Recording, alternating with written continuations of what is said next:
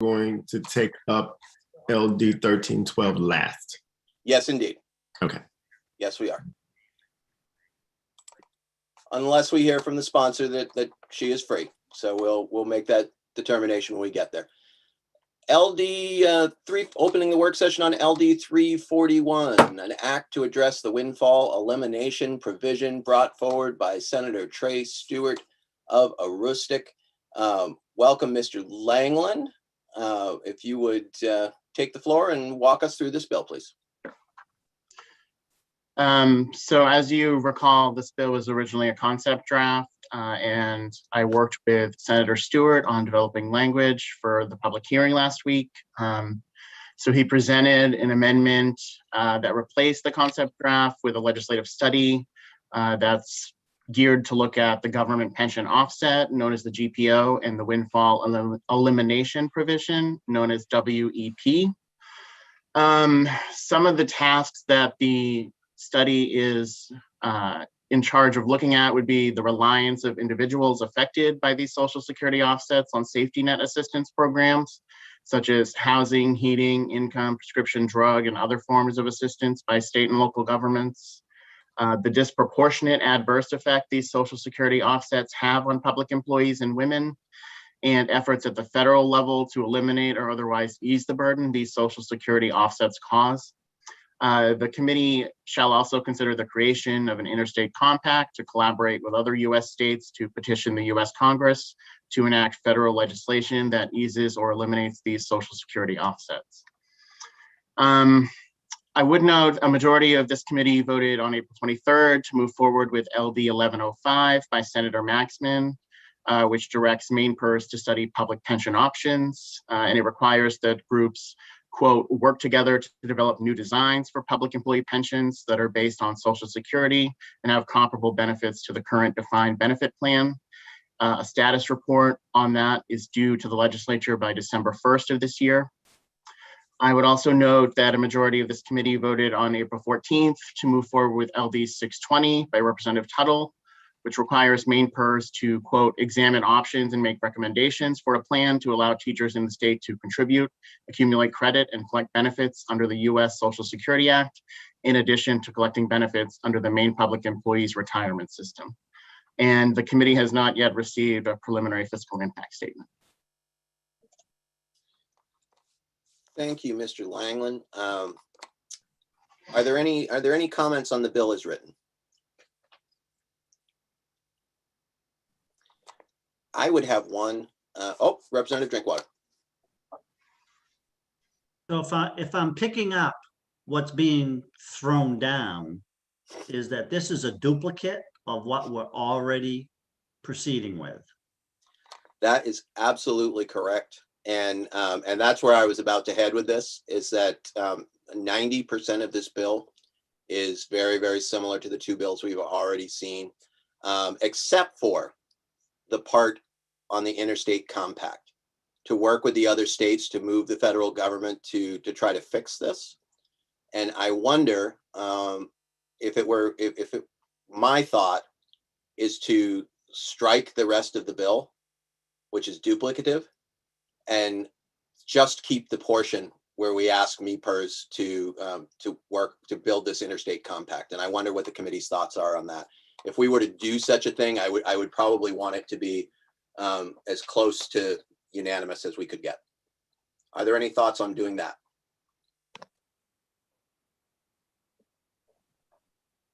Senator Guerin.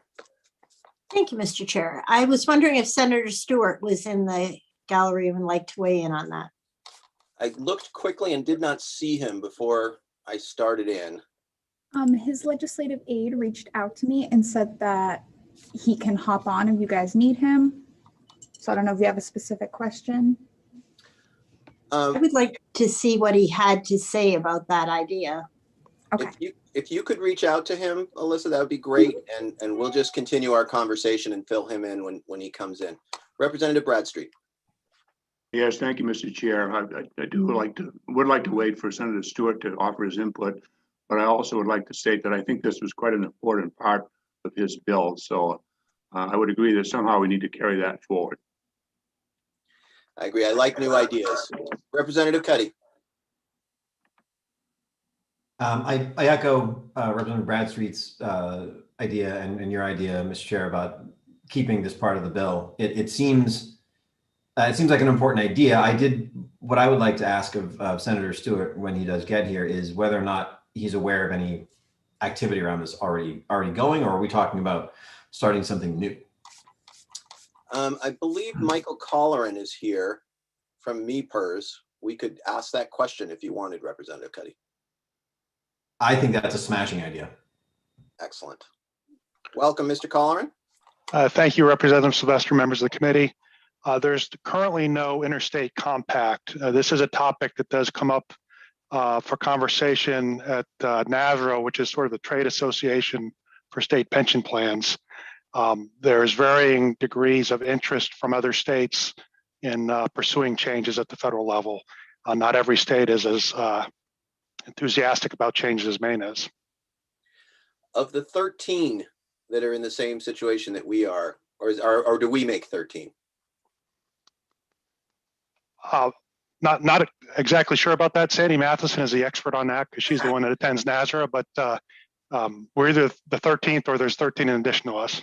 I think it's 13 in addition, so we'll go with that for the moment. Do we have any sense? I'm assuming that most of those would like the federal government to come in and give. Are any of those opposed that you know? I can't say specifically. If this is not finally resolved today, I'd be happy to get that for a second work session. But I understand that there's a lot of skepticism on other states. Okay. Representative Pebworth, and then Senator Guerin.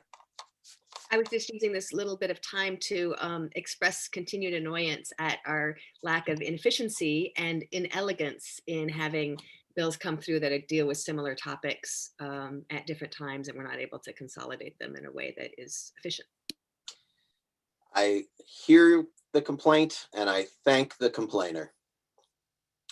I see that Senator Stewart has come into the room. Welcome, Senator. Good afternoon, Mr. Chair. How are you? I am fantastic. Thank you. We are all in favor of the portion of your bill because it's duplicative of a couple of other bills that we see, and about 90% of it. We're very much in favor, it seems, of the portion to form the interstate compact. And so there were some folks who had some questions. I believe Senator Guerin wanted to hear what your thoughts might be of going forward with a bill that struck all the duplicative pieces and went forward directing MEPERS to form this interstate compact. So just to be clear, so what you're saying is that the bill would be essentially just down to that one narrow component about the interstate compact? That's correct. We have already passed out of committee two bills, which ask MEPERS to form the committee that you envisioned to look at all of these issues, one specific to teachers, so that there would be a focus on that, but then one for all public employees, and the two would be merged, those two discussions. And so those portions of the bill, because of just the way the revisor's office brought bills forward, have already been dealt with. And are going to the full legislature. But we really like that piece, which is a new idea that we haven't heard yet, and would like to move that piece forward. If we had the other vehicles here, we might attach it to it, but we don't. So I'm wondering if you would be supportive of that. Yeah, I think that approach makes sense. It's nice to know that there's other efforts going on as well that address the other parts, and seems like there's a lot of support, generally speaking, in the legislature about trying to find a remedy forward. So I think if in your guys' expertise as the committee of jurisdiction, you feel that that's the best approach, by all means. All right. Are there other questions for the committee specific to? All right. Seeing none, we appreciate you coming in, Senator. We wanted to make sure that we weren't doing something that you would be opposed to. So we appreciate you. Thank you. All right. If given that discussion, I would be open to motion. Oh, Mr. Langland has his hand up. Mm-hmm. So I just wanted to bring forward to the committee's attention, there are a couple ways to proceed. I think 1105, which is one of the bills that I referenced, has been reported out. So one of the options the committee has is they could actually amend it on the floor to include this provision, and I'm happy to work sort of on a floor amendment. The other thing is there's been discussion in the committee in the past as to whether the retirement system sort of needs a resolve directing them to look into specific issues. I think that Director Matheson said that it helps, but another option the committee could consider is sort of taking the informal route and sending a letter asking them, in addition to the duties in the other studies, to also look at this. So I just wanted to throw those deliberations out for the committee before a motion is made. We appreciate that, Mr. Langland. I think Senator Marymount, that you are raising your hand to make a motion. And so I am going to just ask if there's discussion on any of that, if we want to go forward with a single bill on this idea, or if we wanted to try to do some other effort. Representative Cuddy. Thank you, Mr. Chair. I'm crunching in my head whether or not a floor amendment to 1105 makes sense or going ahead with this bill on its own makes sense. I'm leaning toward going ahead with this bill and having each effort be separate, but then wind up in the same place. But I definitely I am not supportive of killing the bill and going the more informal route of a letter. This is one of those, I think in Senator Stewart's testimony, he really nailed it. This is one of those long-term thorn in the side issues that all of us hear about from our constituents. And the most direct communication we can give MEPers and the department are what I would like to do. So those are my 2 cents. Thank you, Representative. Senator Guerin. Thank you, Mr. Chair. I would have the preference of allowing this to be a standalone bill amended with that more narrow language. I would say that I have that same preference. And so unless there is someone who does not have that preference, then Senator Marymount. Thank you, Mr. Chair. I move that we put this bill in the ought to pass posture with the rest of the bill stricken, to leave only letting the department know we want to join any interstate compact effort for that portion of the bill and have that remain. That was brilliant. I have not been able to talk all day since I started today. Sorry. There's always mute, sir. And Senator Guerin, I didn't see your hand go up. Did you want to second this? Yes, I'd second it. I'm sorry, I didn't see your hand to make the motion. That was okay. I don't care. Okay, very good. Representative Gear, is there discussion? Representative Gear. With all respect to Senator Marymount's admitted troubles there, I would just say that I thought we were going to take a more proactive approach of actually taking the initiative to form the interstate compact, not just join one if there happens to be one. So I guess I would just strengthen that language a little bit. Maybe that's for language review. Nope. Senator Marymount. Boy, you're willing to risk more words. I like that approach too. I just don't want to be passive. And so if it sounded like that's what we're encouraging, or what I was encouraging, no, I want this to be done. And I want us to take the lead if we have to, but it needs to be done. So whatever the motion needs to be for that, please. The portion of the bill says form an interstate compact. And so if we're keeping that part, that is what the amendment would be. If that was your intention, Senator Guerin, you agree with that? Yes, I'm good with that. All right, very good. Then the amendment on the floor is ought to pass as amended to form an interstate compact in order to deal with the Social Security offset issues. If there's no more discussion, Ms. Thompson, I think we're ready to take the vote.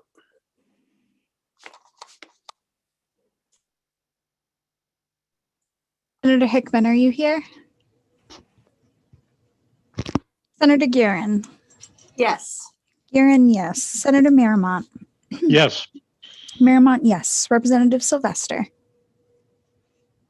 Yes. Sylvester, yes. Representative Bradstreet. Yes. Bradstreet, yes. Representative Cuddy. Yes. Cuddy, yes. Representative Drinkwater. Yay. Drinkwater, yay. Representative Gear. Yes. Gear, yes. Representative Morris. Yes. Morris, yes. Representative Pebworth. Yes. Pebworth, yes. Representative Prescott is absent. Representative Rader. Yes. Rader, yes. And Representative Warren. Yes. Warren, yes. That is unanimous of those present. Tally being unanimous of those present, the motion carries. And I would close the work session on LD 341 and open the work session on LD 399, an act to clarify retirement benefits under the Maine Public Employees Retirement System, brought forward by Representative Nicole Grahowski of Ellsworth. Is Representative Grahowski in attendance? I do not see her. I don't see her either. Okay, very good. Mr. Langland, if you could go ahead and give the analysis. Yeah, sure. So this was another concept draft, and Representative Grahowski did present an amendment, and I worked with her on this. So what the amendment would have done is it would have required the state to pay for retirees' Medicare Part B premiums when the state forces them to obtain Medicare Part B coverage. The sponsor indicated at the public hearing that after talking with DAFs and upon further investigation, the issue on which the amendment was drafted actually seems reasonable and it was no longer a priority. So she also cited in her testimony that there are 8,917 retirees who have to pay for Medicare Part B, and the number is increasing, and that by 2025, there will be 10,362. And she, in working with Anya Trundy at DAFs, who is here, she noted that the fiscal note would be about $15 million as the amendment was drafted, just for fiscal year 2021, and it would increase annually. And as I said, she indicates in her testimony she didn't believe that this would be a priority for this committee. And the committee did express a desire to have the information that Anya Trundy had gathered, and I did receive that about an hour or so ago, and I did forward that to you in an email, and I do have it in front of me as well, and I understand that Anya is here if you have any specific questions or concerns over that. Ms. Trundy, I wonder if you could come forward.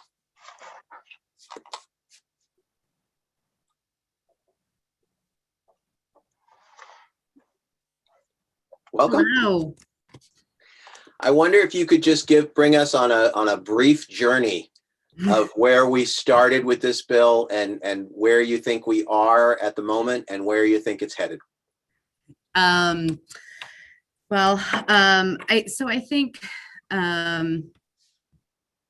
think what I want to do actually is tell you a little bit of the kind of the history that probably led to the constituent of the representatives thinking that there were state employees that were having their Medicaid Part B premium subsidized by the state.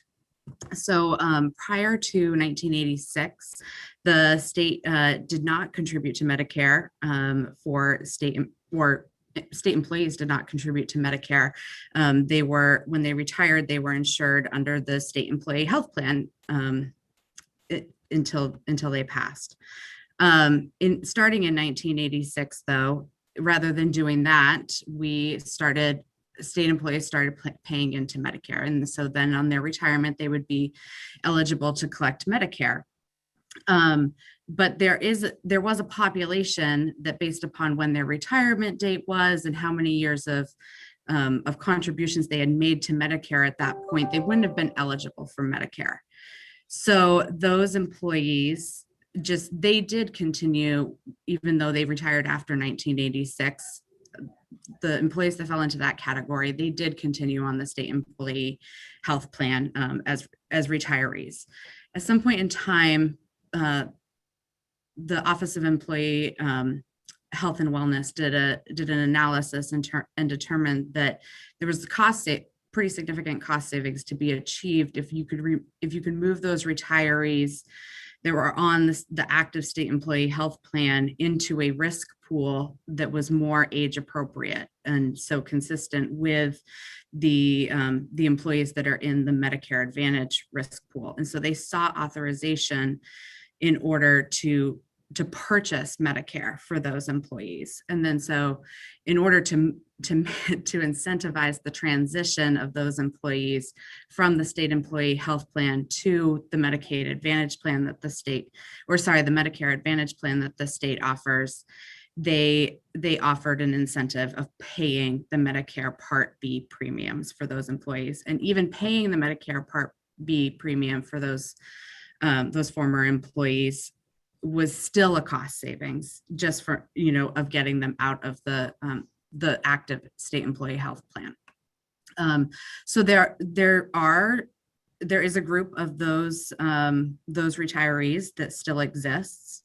That number will get smaller with each year as they advance in their years, and also it'll be a much smaller percentage of the entire state employee retiree pool as new folks are retiring and entering that. And so those folks, recent and current retirees, are all paying a Medicare Part B premium each month. And that is also on par with the private sector, where if you're getting your Medicare and you're collecting Social Security, you are also paying a Medicare Part B premium.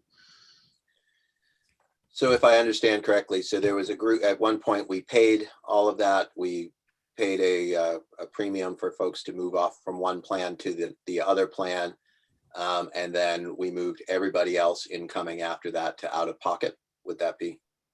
Well, it's not completely out of pocket. The state does pay a large portion towards, what if you were we have a Medicare Advantage plan. A Medicare Advantage plan contains the Medicare Part A and the Medicare Part B components, and ours also includes a prescription drug benefit. So depending upon when you retired, how many years of service you have, the state does subsidize a large portion of people's retirement health insurance costs. Okay. Are there any questions for Ms. Trundy? Seeing none. Oh, Representative Cuddy. Sorry, I was having trouble with my hand raising.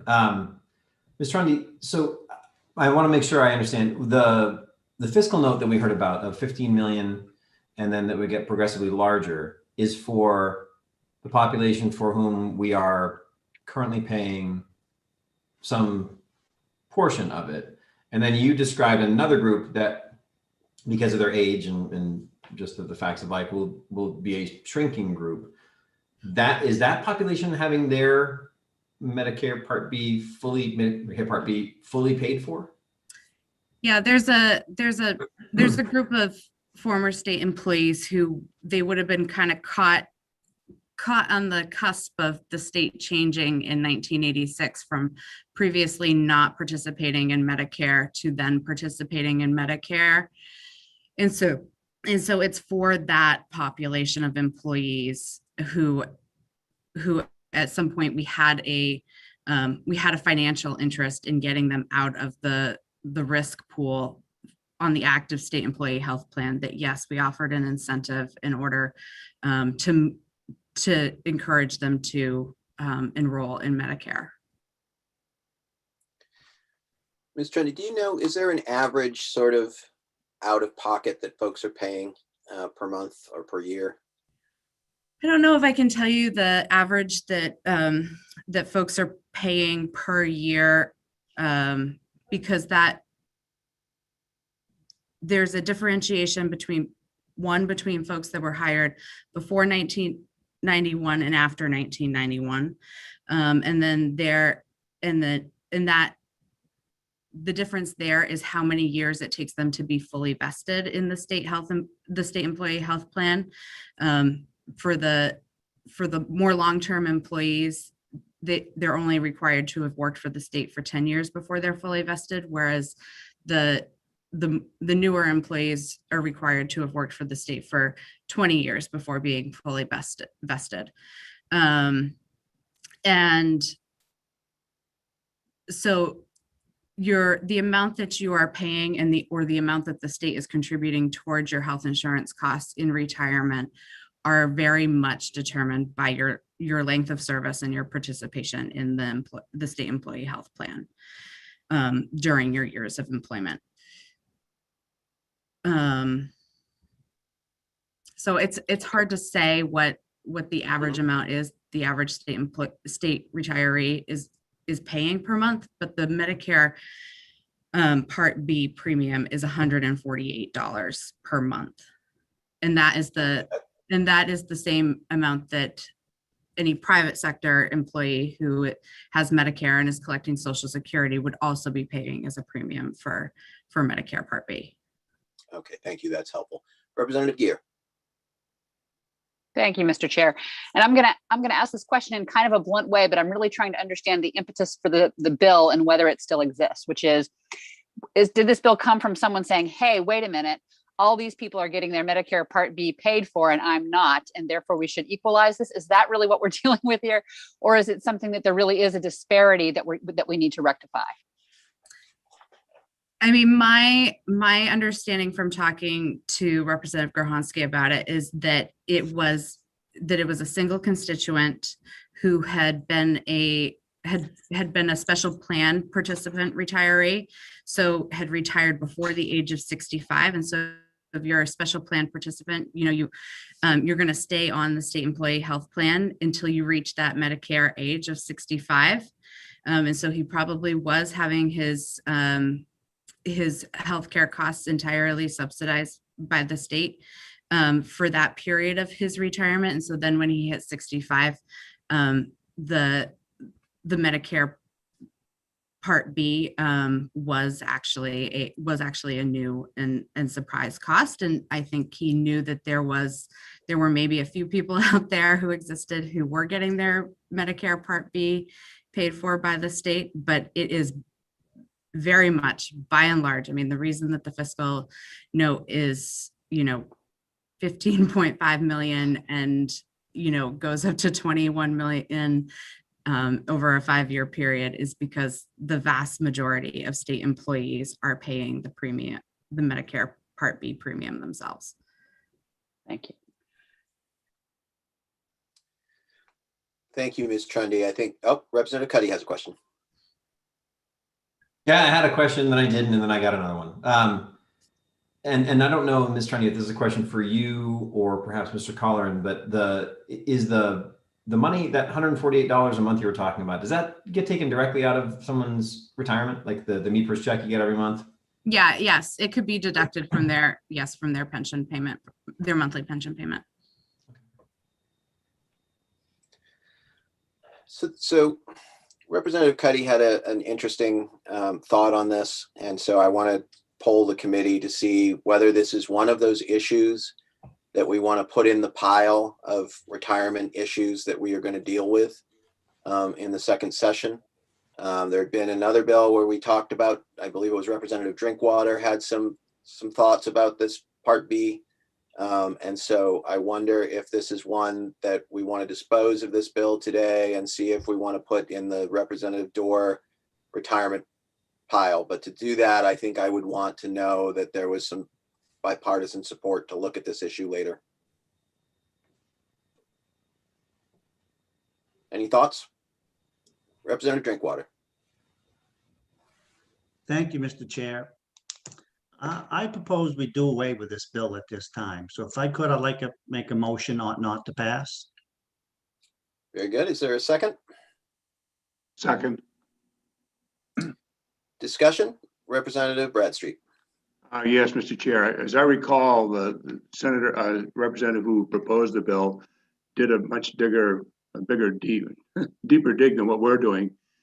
Initially thinking there was some unfairness involved, but once the more she looked, the more she saw that it was not unfair and that the status quo is very reasonable. So that's why I'll be voting ought not to pass.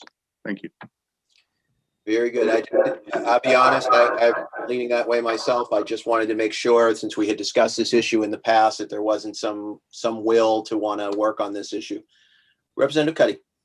I just want to say that I think in terms of the issue of fairness, I think that's been pretty well laid bare that because of the way it came about, that this is not actually an unfair setup between the two different groups. But it does occur to me that one of the problems we have with trying to get some assistance to our retirees, one of the difficulties is that anything change that we want to make, we have to fund the UAL completely up front, which makes it impossible to really make any improvements in the lives of retirees whose retirement benefits have been whittled away at. So I am okay with killing this bill today, but this is an option that I think we as a committee can look at. Maybe not paying the whole thing, maybe paying part of it, but do something so that retirees see a little bit less come out of their check, so that the little they do get goes further down the road. But I am okay with the motion of ought not to pass for today. Is there any other discussion on the motion? Seeing none, Ms. Thompson, if you could take the roll. Senator Hickman, The motion is ought to pass as amended? Ought not to pass. Ought not to pass. Yay. Hickman, yay. Senator Guerin, Yes. Guerin, yes. Senator Miramont, Yes. Miramont, yes. Representative Sylvester, Yes. Sylvester, yes. Representative Bradstreet, Yes. Bradstreet, yes. Representative Cuddy, Yes. Cuddy, yes. Representative Drinkwater, Yay. Drinkwater, yay. Representative Gear, Yes. Gear, yes. Representative Morris, Yes. Morris, yes. Representative Pebworth, Yes. Pebworth, yes. Representative Prescott is absent. Representative Rader, Yes. Rader, yes. And Representative Warren, Yes. Warren, yes. That is unanimous of those present. The tally being unanimous, those present, the motion carries. And I will close the work session on LD 399 and open the work session on LD 786, and act to direct the Department of Labor to work with the Department of Education and colleges and universities and career and technical education centers to develop a pre-apprenticeship program and career ladder for the direct workforce. I thought I might make it in one breath, but I could not. This is brought forward by Representative Abigail Griffin of Levant. Is Representative Griffin present? I am not seeing her, but if she comes in, and anyone has any questions, Mr. Langland, if you could take us through the analysis. So this amendment replaces the bill, which was a concept draft. If you recall, this requires the Department of Labor and the Department of Education to work together to develop an education program for direct care workers as defined in Title 22. They have to be offered in technical schools or career centers that are operated by the Department of Labor. The program has to include a common curriculum and allow those enrolled to continue their education by earning industry certifications. The program may include an opportunity for those enrolled to earn money in the field as they advance in the educational program. The program may be offered as a self-paced curriculum educational program delivered on the computer or in a traditional classroom setting. And annual report, not an annual report. The Departments of Labor and Education have to report to the respective committees by January 1st of next year. And the report must include any recommended legislation, and each committee, or at least the Labor and Housing Committee, can report out a bill to the second regular session. I also included a definition of direct care worker, which is referenced in the bill. And I wanted to point out that it does not include a certified nursing assistant employed in that person's capacity.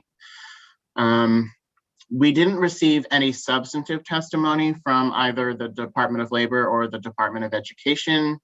Department of Labor did submit testimony saying that it's still reviewing the legislation, that they hope to have more substantive comments by the work session. The Maine Community College system submitted testimony in opposition, saying that funding in the 129th legislature allowed the community college system to provide healthcare credential programs to assist with COVID relief efforts. And they note that it covered entry-level staff such as CNAs and medical assistants. There was a lot of discussion at the public hearing about where the issue stems from. It comes from ideas first proposed in the final report of the Commission to Study Long-Term Care Workforce Issues that was issued in January of last year. The committee wanted to know how many career centers in Maine there are. There are 13 plus, and I included a link that references the locations of the career centers, as well as some additional centers that offer a similar instruction. The committee also wanted the slate of bills that are related to the Commission to Study Long-Term Care Issues, and I have attached that to my bill analysis, which you have received in an email, and that's courtesy of Jess Maurer. We have not yet received a preliminary fiscal impact statement. I would note also that I did reference that we didn't receive any substantive testimony, but I understand that Karen Fraser and David Klein of the Department of Labor are here if you have any questions for them. Great, thank you. Mr. Langland, the piece that from Jess Maurer, did that include any sort of updates on how they're doing in committee or just the list of bills? I remember it just being the list of bills. Yeah, it was more a list of sort of divided out by category and the bills that sort of aim to sort of get at those goals. I don't see any updates in terms of where those bills are in the process. Okay. All right. Is it the will of the committee to bring the DOL forward? I see a couple nodding heads. If the folks from the Department of Labor could come forward.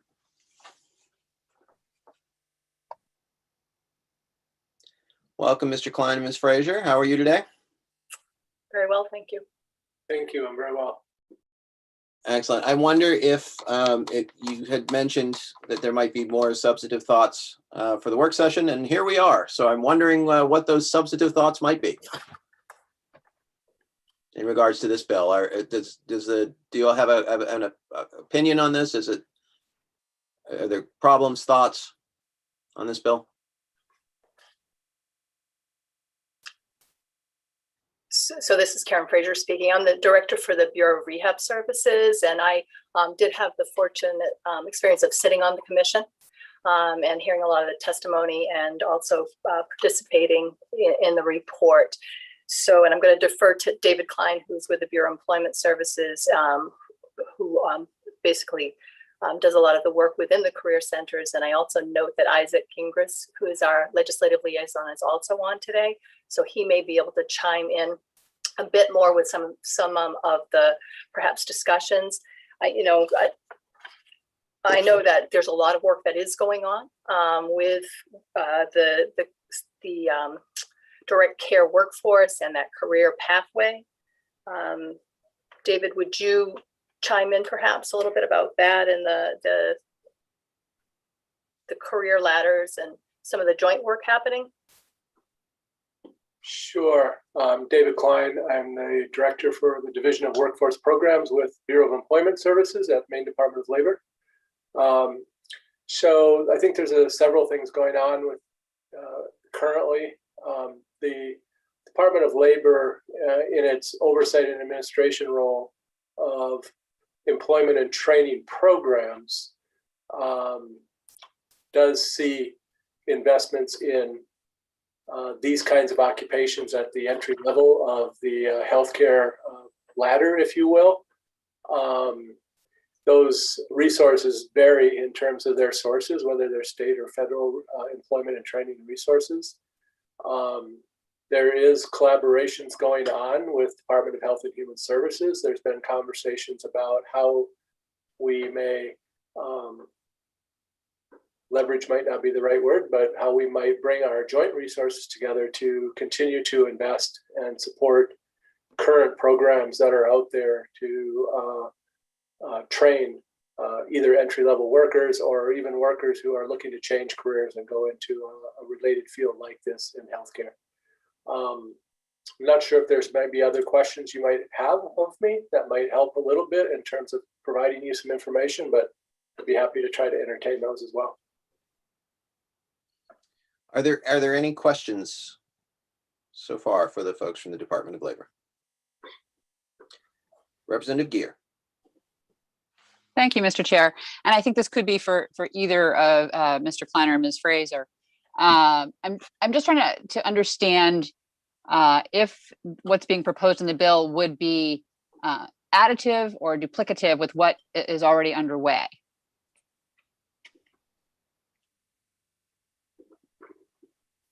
It's a good question. I'll take a shot at it. I mean, I think in part there's already resources being invested in some of these careers. I know adult education provides some training in this field. I can't say whether it's meeting the needs of demand for people who want to enter the field. I don't know that. That might be a better question for them. But I think it might be just a supply-demand kind of capability issue of what do we have available to train people in terms of resources and in seats, if you will, versus the number of people that are actually trying to get into the field versus the demand by business who really need workers at this level to provide care. Yes, and this is Karen Fraser. Just to add a bit as well, I think part of what we're looking at is how the American Rescue Plan and very specifically the governor's main jobs and recovery plan plays out, because there is a piece included there that is around the workforce, healthcare workforce initiative. So there's a lot of pieces in motion right now, and I think that's part of what the difficulty is. Thank you. Are there any other questions? I have two of them, one for each of you. Ms. Fraser, I'm very interested because I know you were on the commission, and we as a committee are struggling a little bit because we're only seeing pieces of the plan with the decision to split everything up into different committees. And so I wonder if, in your opinion, whether this piece of it, where it sits in the list of priorities in terms of being able to make the whole plan move forward, and whether you think that, you know, listening to the department of or the community colleges and some of the other, that this piece is moving forward, or do we need this bill? It's a very good question, and I think my response would be that I do believe that there are pieces moving forward. I really I'm not comfortable taking a position on whether the bill itself should move forward. There was a lot of very good stuff in the recommendations in the report. So how it all comes together and works together is a really important question. But I do believe that there are efforts going forward to make this happen. But I can't answer the other part of your question. Okay, thank you. I appreciate that. And I did put you on the spot. I understand that. Mr. Klein, what I'm particularly curious about, I don't see anybody from the community colleges here today. Am I correct in that, Mr. Langland? I haven't seen anybody yet. If you are here from the community college, put your hand up. But I'm curious about those programs that were started with the resources that were brought forward. Does that include tuition assistance, or was that just infrastructure to get the programs up off the ground? Because I think that there's an envisioning here that there would be some sort of help to move people through free classes. May I ask a clarifying question, I guess? Of course. Yep. The resources, the programs that were started, say more about that. I mean, there's existing programs currently for personal care, home care, up to and through CNAs and so on and so forth. So are you talking about those courses in particular? Yeah, I was just wondering if you had any knowledge of those community college programs, because they had testified basically, we're already doing this, but I wondered about the tuition piece and that being a barrier.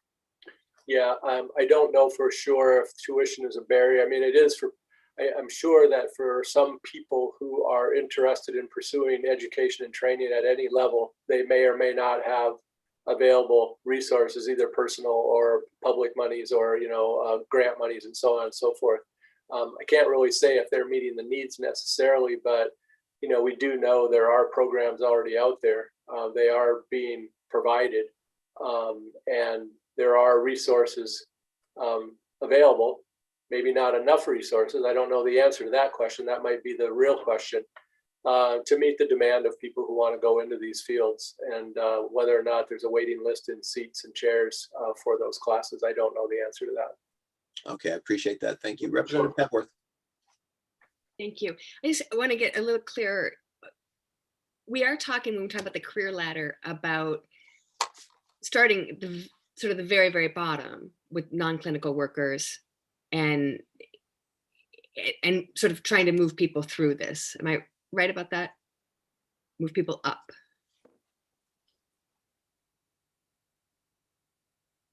Sorry, is that a question? Is that a question for the labor folks, or is it a general question? It was one I was hoping that you could answer, but okay, I just wasn't sure. So, you know, from our perspective, I mean, the investments that we're making and supporting from the labor side programs, goal is a career plan and a career pathway. Some people start out with very entry level and work their way through, and can do that either independently or as part of a resource plan. I think it just depends on the individual, but ultimately, you know, we would like to see everybody, you know, grow and be able to take steps forward in their career pathway, starting out and, you know, advancing in their career, either with that first employer or, you know, ongoing employers as they move on with new education, new training, new certificates, and so on. thank you. You're welcome.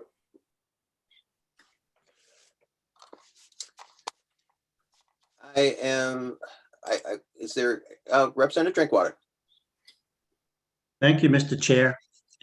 Listening to the testimony from the department and having been on education the past couple of years, I think it's already covered. If you want a pathway in direct care, there's already a pathway for you with these community colleges.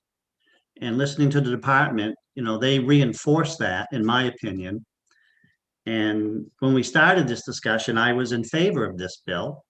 But seeing how this could be a duplication of effort, I would like to make a motion ought not to pass. The motion is ought not to pass. Is there a second?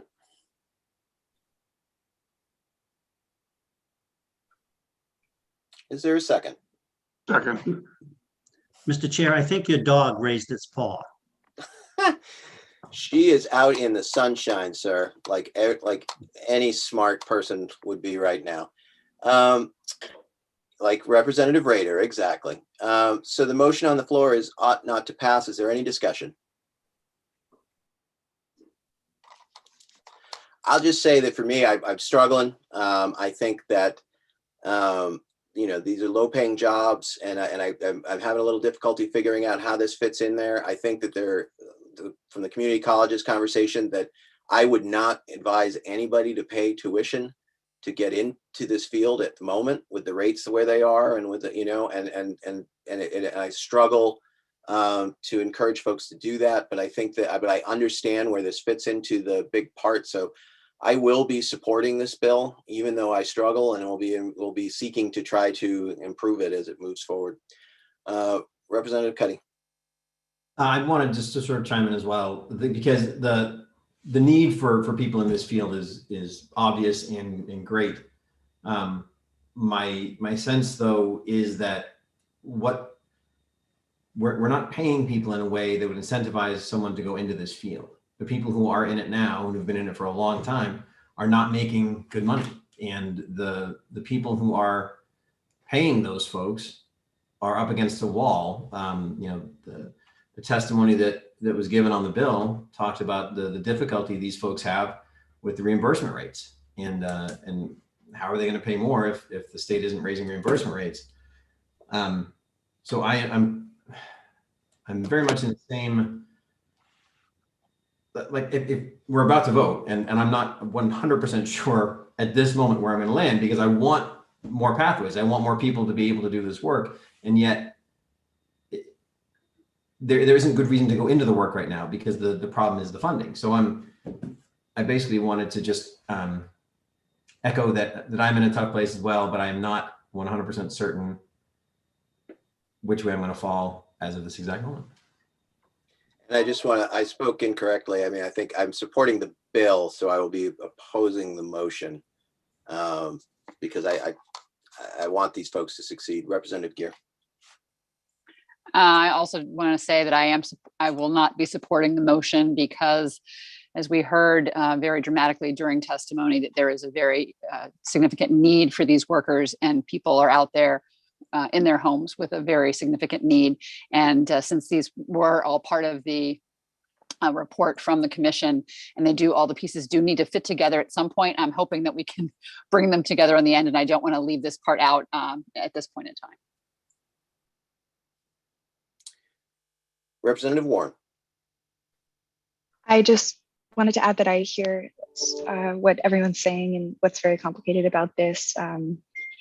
For me personally, I just feel I have known too many people over too many years that I have strongly encouraged and am appreciative that for their safety, for their career future, for their physical and mental health and wellness, that they left this profession. So until there is greater pay and reimbursement rates, and the state fulfilling its obligations to protect these workers and to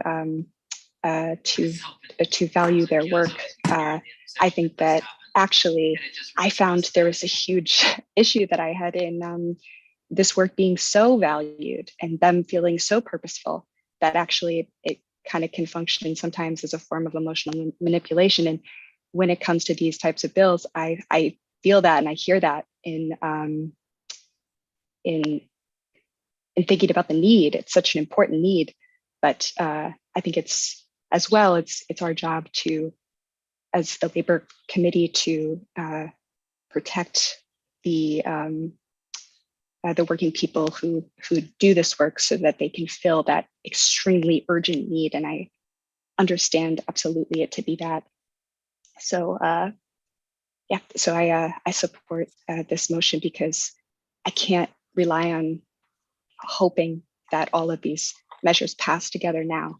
I feel I need some of these measures to pass now, and others to pass in the near future, perhaps. But I just can't put any trust into that. This is such a huge problem, and one that we have labored under for such a long period of time in the state. So I feel I can't trust or hope.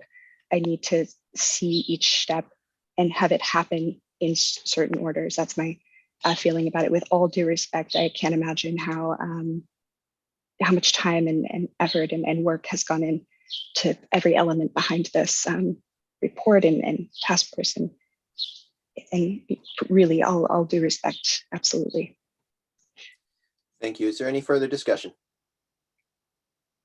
Seeing none, Ms. Thompson, if you could call the roll. The motion is ought not to pass. Senator Hickman.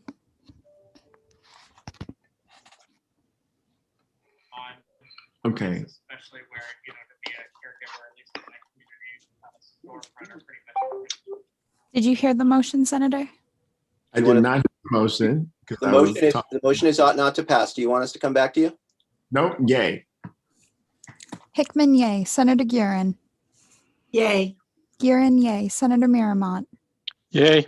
Miramont, yay. Representative Sylvester. Yay. Sylvester, yay. Representative Bradstreet. Yes. Bradstreet, yes. Representative Cuddy. Yes. Cuddy, yes. Representative Drinkwater. Yay. Drinkwater, yay. Representative Gear. No. Gear, no. Representative Yes. Morris, Yes. Representative Pebworth. No. Pebworth, no. Representative Prescott is absent. Representative Rader. Yes. Rader, yes. And Representative Warren. Yes. Warren, yes. Mr. Chair. Can you hold on, Mr. Chair, for a second? What is the tally, Ms. Thompson? 11-1. Is the minority report? I think the tally might have been 10-2 with Representatives Pebworth and Gear voting no. And Mr. Chair. Yes, Mr. Chair. I'm on the wrong bill, so I'm going to change my vote to no on the motion. Okay, then we would be 9-3. Okay. What is the minority?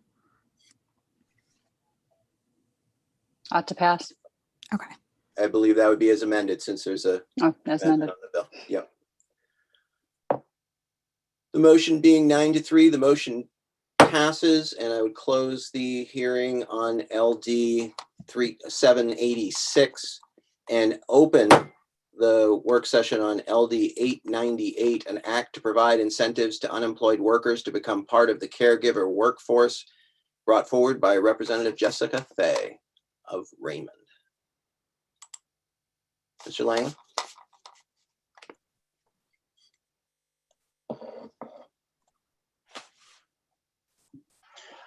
So this bill originally was a concept draft. It's an emergency bill. It proposes to provide incentives and assistance to unemployed workers to become part of the caregiver workforce.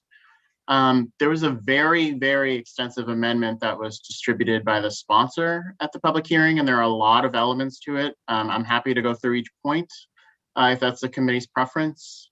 If you could, that would be great. Sure. I think this one needs a lot of thought. Yep. So the bill requires the Department of Health and Human Services to work with the Department of Labor to establish a pilot project to recruit and retain direct care workers. The departments will convene a working group to assist in the design of the pilot project. Participants must be primary wage earners in their families, as well as other criteria. The departments have to identify a control group with same or similar characteristics as those participating in the program for comparison purposes. When an individual is selected to participate in the pilot project, they'll be assigned a navigator at a local career center to help with an individualized career plan. The plan must include a career pathway schedule, including future plans for any employment, education, and training services and supports needed for these activities. Before a plan is established, a participant must be given a description of the program with a list of services and support available, the opportunity to learn and examine relevant labor market information related to identified industries and the participant's employment preference, information about an apprenticeship program available from the Department of Labor if the participant's career goal includes a career in which an apprenticeship is available, and information about other services and assistance not included in the plan, such as federal financial aid, earned income tax credit, and other tax credit a participant may qualify for. Healthcare resources, unemployment compensation, dislocated worker benefits, trade adjustment assistance, and other resources available from the state. Participants shall be offered a package of assistance to increase their ability to obtain and retain employment. And that package of assistance includes a direct care worker in a home care industry that lives with one or more dependent children under age 18 shall receive a TANF benefit according to Department of Health and Human Services rules, except that 100% of home care worker wages will be disregarded for the first 3 months of employment, and 75% of those wages will be disregarded thereafter if the family is at or below 200% of the federal poverty level. All participants eligible for the TANF benefit are also eligible to receive assistance under the Additional Support for People in Retraining and Employment program. A direct care worker in the home care industry that lives with one or more dependent children under age 18 shall also be provided a food benefit equal to $150 per month if the family is at or below 200% of the federal poverty level. The bill also specifies that the Department of Health and Human Services shall use funds from the All Other line in the Office for Family Independence budget if available. The department shall establish priority for child care services available under the Child Care and Development Block Grant if the services are needed to participate in the plan and are not otherwise available. The Department of Labor shall ensure participants are co-enrolled in the Workforce Innovation and Opportunity Act to the extent appropriate. Participants must be provided with support services, including transportation, education, and training costs, uniforms and equipment, and any other support necessary to successfully participate in their plan. The Department of Labor shall work with Maine State Housing Authority to explore opportunities for subsidized housing that may be available to participants. This must include any unused vouchers from the Federal Housing Choice Voucher Program and any federal rental assistance funds that are available to the state to participants enrolled in the program, including prioritizing these resources for participants. The department shall maximize all resources available under the Supplemental Nutrition Assistance Program, Employment and Training Program, to provide employment, education, training, and support services to participants enrolled in the program. The bill also requires the Department of Labor to develop a process in the employment security law that requires employers of those in the home care industry to identify employees involuntarily employed for partial hours and submit a claim for partial unemployment benefits for those workers. The program shall provide the opportunity for participants to advance in their careers to higher levels of salary, skill, responsibility, and authority, whether or not through their existing employer. Career ladder, if incorporated, must chart a clear approach connecting progressive levels of basic skills and post-secondary education, training, and supportive services in specific sectors or cross-sector occupations to optimize the progress and success of the participant in securing marketable credentials. Participants whose plan includes a career ladder must provide information about opportunities for higher education, skills training, and necessary support services available through the Parents as Scholars, higher opportunity for pathways to employment, and the Competitive Skills Scholarship Program. Participants must be given priority for enrollment in such programs and receive assistance from the navigator if they so choose. The Department of Labor shall work to develop direct care worker apprenticeships. The department shall develop a tiered reimbursement system for providers using existing resources through authority available under Medicaid pay for performance programs. The department shall use an independent, nonpartisan reviewer to provide a comprehensive evaluation of the program. A report is due to the committees with jurisdiction over Health and Human Services matter and labor matters annually by February 1st. The departments can adopt rules for the program, and the program must begin enrolling participants by January 15th of next year, and it must continue through December 30th of 2027. Some potential issues or technical problems. So I didn't draft this amendment, and I have not had a sufficient amount of time to review it. And certainly, as you could tell from the summary, it discusses many areas which I'm not familiar, such as TANF and Medicaid. And I would also note that neither the Department of Labor nor the Department of Health and Human Services has submitted substantive testimony on the issue at this time. DOL in its testimony did say that they are in contact with the Federal Department of Labor about a potential conformity issue in the section of this proposed amendment that amends the unemployment compensation system. And since it was a concept draft, we have not yet received a preliminary fiscal impact statement.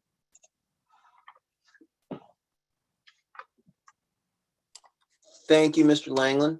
Are there any questions for Representative Drinkwater? Thank you, Mr. Chair. Wow, there was a lot to that analysis. And here's what I saw, and here's where I need clarification.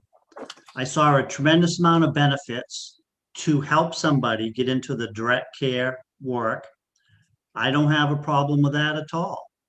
My problem is, and this is where I need the clarification, is what are the requirements for the person if they are to attend this course? Do they have to maintain a certain GPA?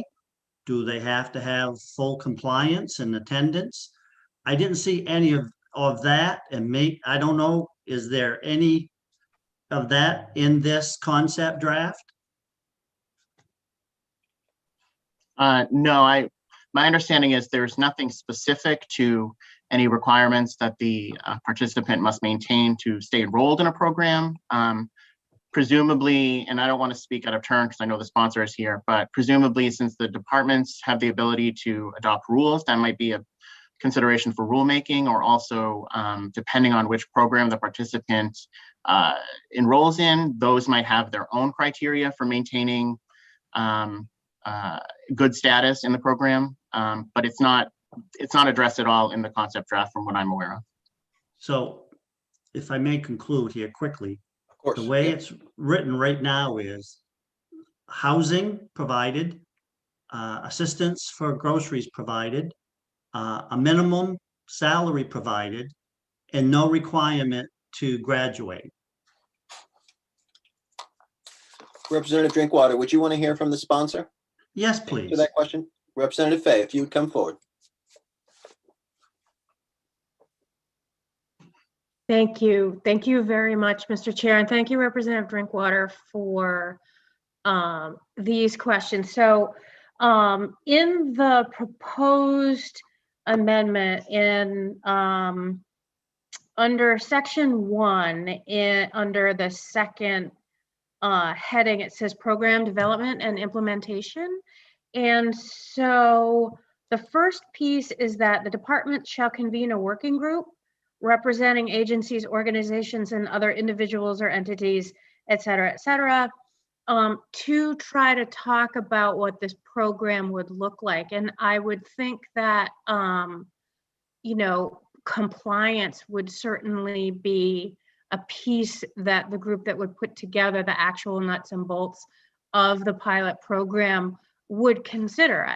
What I think I'm hearing you saying is, you know, we're going to put together a program and try to encourage folks to kind of decide whether they want to be part of this workforce, which is what this bill is really about, without incurring the penalties of working that they might incur, for instance, losing unemployment benefits, right? So, so I think that that's something that the group putting together this program could certainly consider. Makes a lot of sense to me. Yes, that actually makes a lot of sense. So what we're really saying is let's put together a study group and come out with recommendations. Do we know what the makeup of that group will be? 2 appointed by the Senate, president? You know, I'm just curious. Do we know?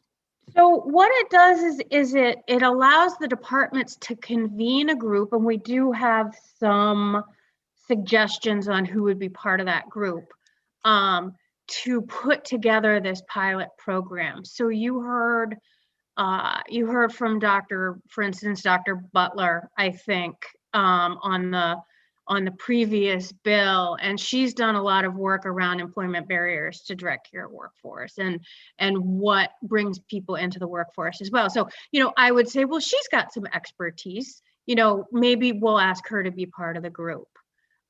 So it's not particularly specifically laid out, but it says, you know, the working group shall assist in the design of this pilot and identify individuals that may participate.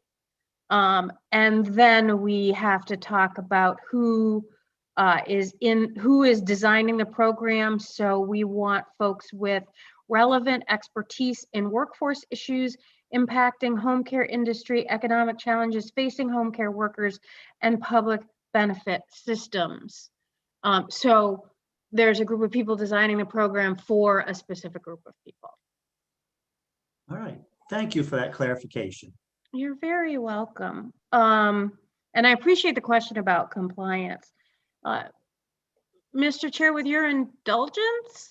I'm going to ask a question real quick, Representative Fay, if you would hang tight. Sure. Representative Drinkwater, my question is, Mr. Langley made the suggestion about it being in the rules. I wonder if it would bring your vote along in order, if we were able to say shall develop rules, including qualifications, attendance, and minimum requirements, etc. I like the idea of the study group. I think that's a good start. What I saw was the end results in the analysis, which concerned me. But I like the idea of putting together a group saying, listen, this is the best deal. And then we vote on if we like the package or not. So yes, I'm in favor of a study group. Okay, very good. Thank you. Representative Fay, did you have more you wanted to add? Thank you, Mr. Chair. I see you, Representative Bradstreet, but we're just going to finish up this topic. Thank you, Representative Fay. So I was going to say to Representative Drinkwater's question, I mean, the bill is designed around having a group design the program. So program implementation would be the first step.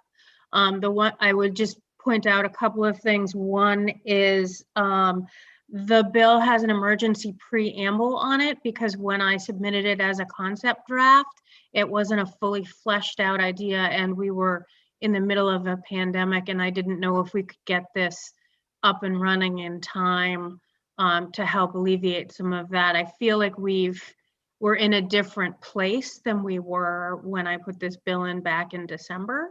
And so, you know, certainly it is critical and an emergency, but the dates are not, I would suggest, not set in stone. So if the committee had any desire to take the emergency off and kind of go the regular route, as well as potentially change some of the dates to make it a little bit easier to meet for the departments, I think that's something that you might want to consider. And then the other piece is, it does say in the bill home care, which is critical. I don't know, we're talking about the universal worker in some other places, and so it might make sense to include people who were direct service professionals. I don't want to get over my skis, but last week the Health and Human Services Committee passed a rate bill that has some language in it that could help with you know, the definitions around what types of workers would be included in this program. So I just wanted to flag that for you. You wouldn't have to know the LD if I on may that. quickly. Oh, yeah. Hang tight, Mr. Drinkwater, or Representative Drinkwater, for a second. But you wouldn't happen to know the LD on that, Representative, would you? Yes, it was 1573. Thank you. I've got Representative Bradstreet, Representative Drinkwater, and then I'll be right back to you. Representative Bradstreet. Thank you, Mr. Chair, and thank you, Representative, for bringing the bill forward. I wonder, first of all, if the department is going to opine on this. I'd also like to make a comment. I do agree with Representative Drinkwater about a study group, but I always caution these study groups, they have to be a broad representation of our society, and not just advocates of a particular issue, because sometimes I think they overreach and make the outcome of the finished product a harder sell. So I think the membership should be tempered somewhat with people who are maybe not as quite into the advocacy part of the program, but more people who take an operational perspective on it. And that's my take on it. Thank you. Thank you, Representative. Are there any other questions? Seeing none, what is the will of the committee?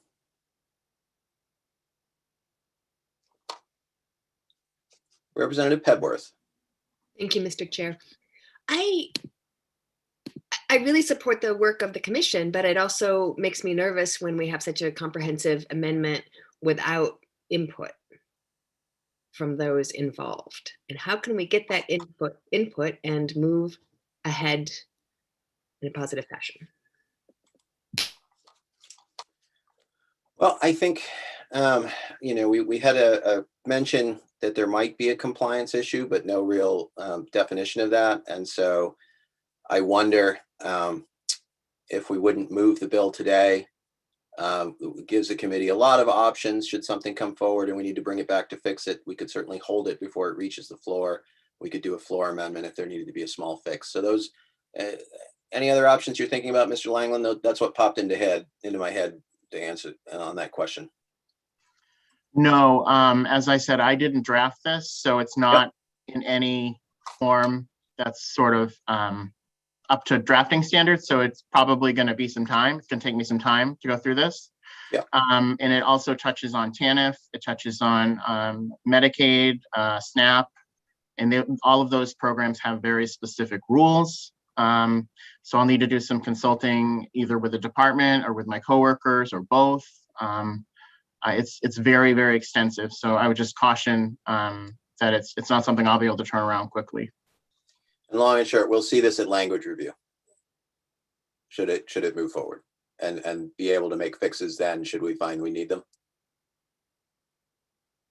Yes, I'm seeing nodding head. Representative Cuddy. So I just want to make sure that I understand sort of the path of the discussion that we've had today around this. The amendment that was provided to replace the concept draft seems to create and establish a program and a pilot program. But it sounds like what we're talking about today is to establish a group to study this as an issue going forward. Am I correct in my understanding of that? I believe that was the first step of the bill to implement the program. I don't believe that that's the total sum of the bill. Am I incorrect in that, Mr. Langland? So my understanding is that what the bill does is it comes up with a pilot program, but before you get to the pilot program, the departments convene a working group that sort of discusses the parameters of the pilot program, and all of the benefits that I described must be included in that pilot program. So we're not talking about a legislative study. So it wouldn't be something that, there's 4 meetings on and it comes back and then there's recommended legislation. What this proposes is having the departments get together, convene a working group to come up with sort of a framework for a pilot project, and all of the benefits that I described must be included in that pilot project. And then they report back out to us. That's the sequence of events, right? And at the report back, do we get then, is that just an informational, or do we then get a thumbs up, thumbs down on what they come back with? I believe we get to put in a bill. I don't know off the top of my head, but I can certainly, that's probably the easiest thing I could add to the bill. Yeah, okay. All right. Representative Bradstreet. Thank you, Mr. Chair. So the department doesn't have any input on this right now? I do not see anybody here. Oh, Mr. Gingras is here. Okay. Mr. Gingras, would you come forward, please?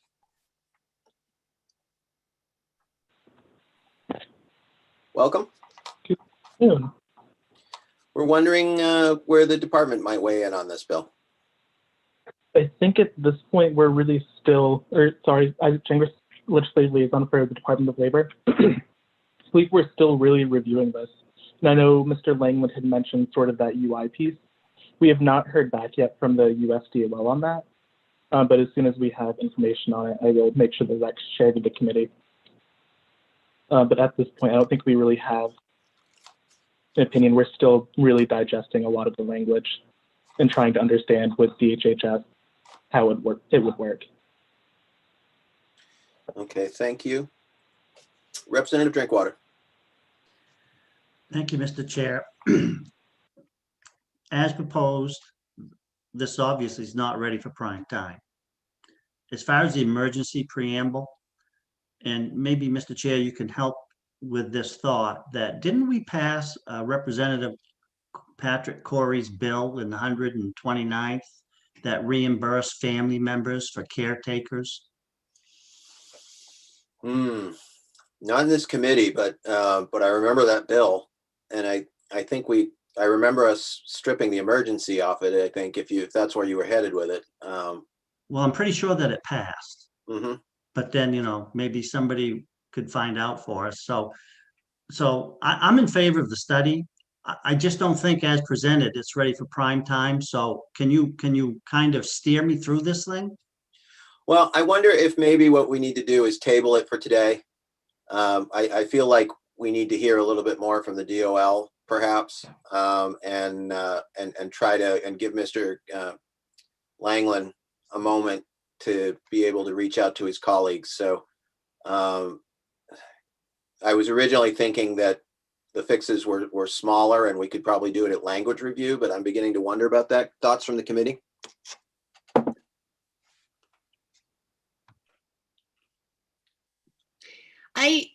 I want us to move something forward. So the biggest piece that we can move forward is where I want us to land, if possible.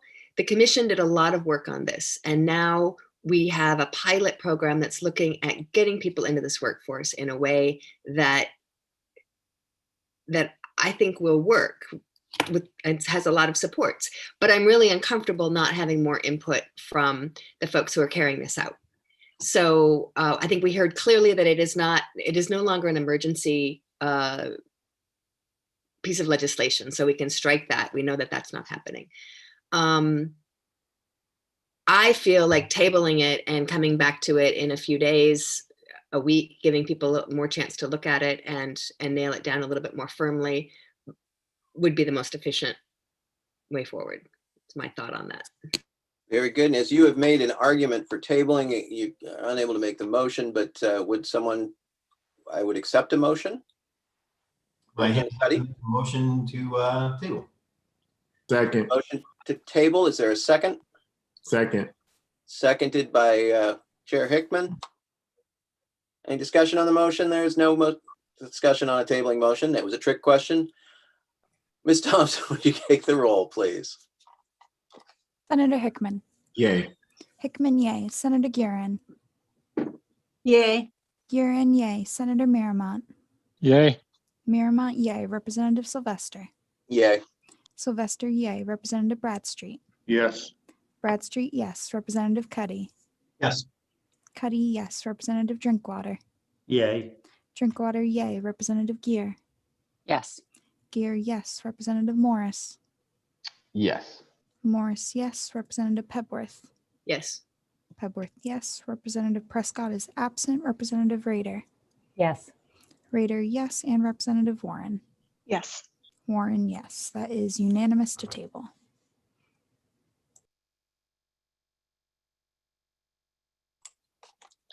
Excellent. The motion is unanimous. It carries. We shall table that question. And so we will put LD 898. I will close that work session and open the work session on LD 993, an act to prevent the spread of infectious disease in schools, brought forward by Representative Bruce White of Waterville. I see, I believe that Mr. White is here, but Mr. Langland, if you would give us the analysis on the amendment that was brought forward. I see that Senator Hickman has his hand up. I don't know if that's left over. Senator Hickman? Okay, maybe not. Maybe it's left over. Okay. I'll proceed then.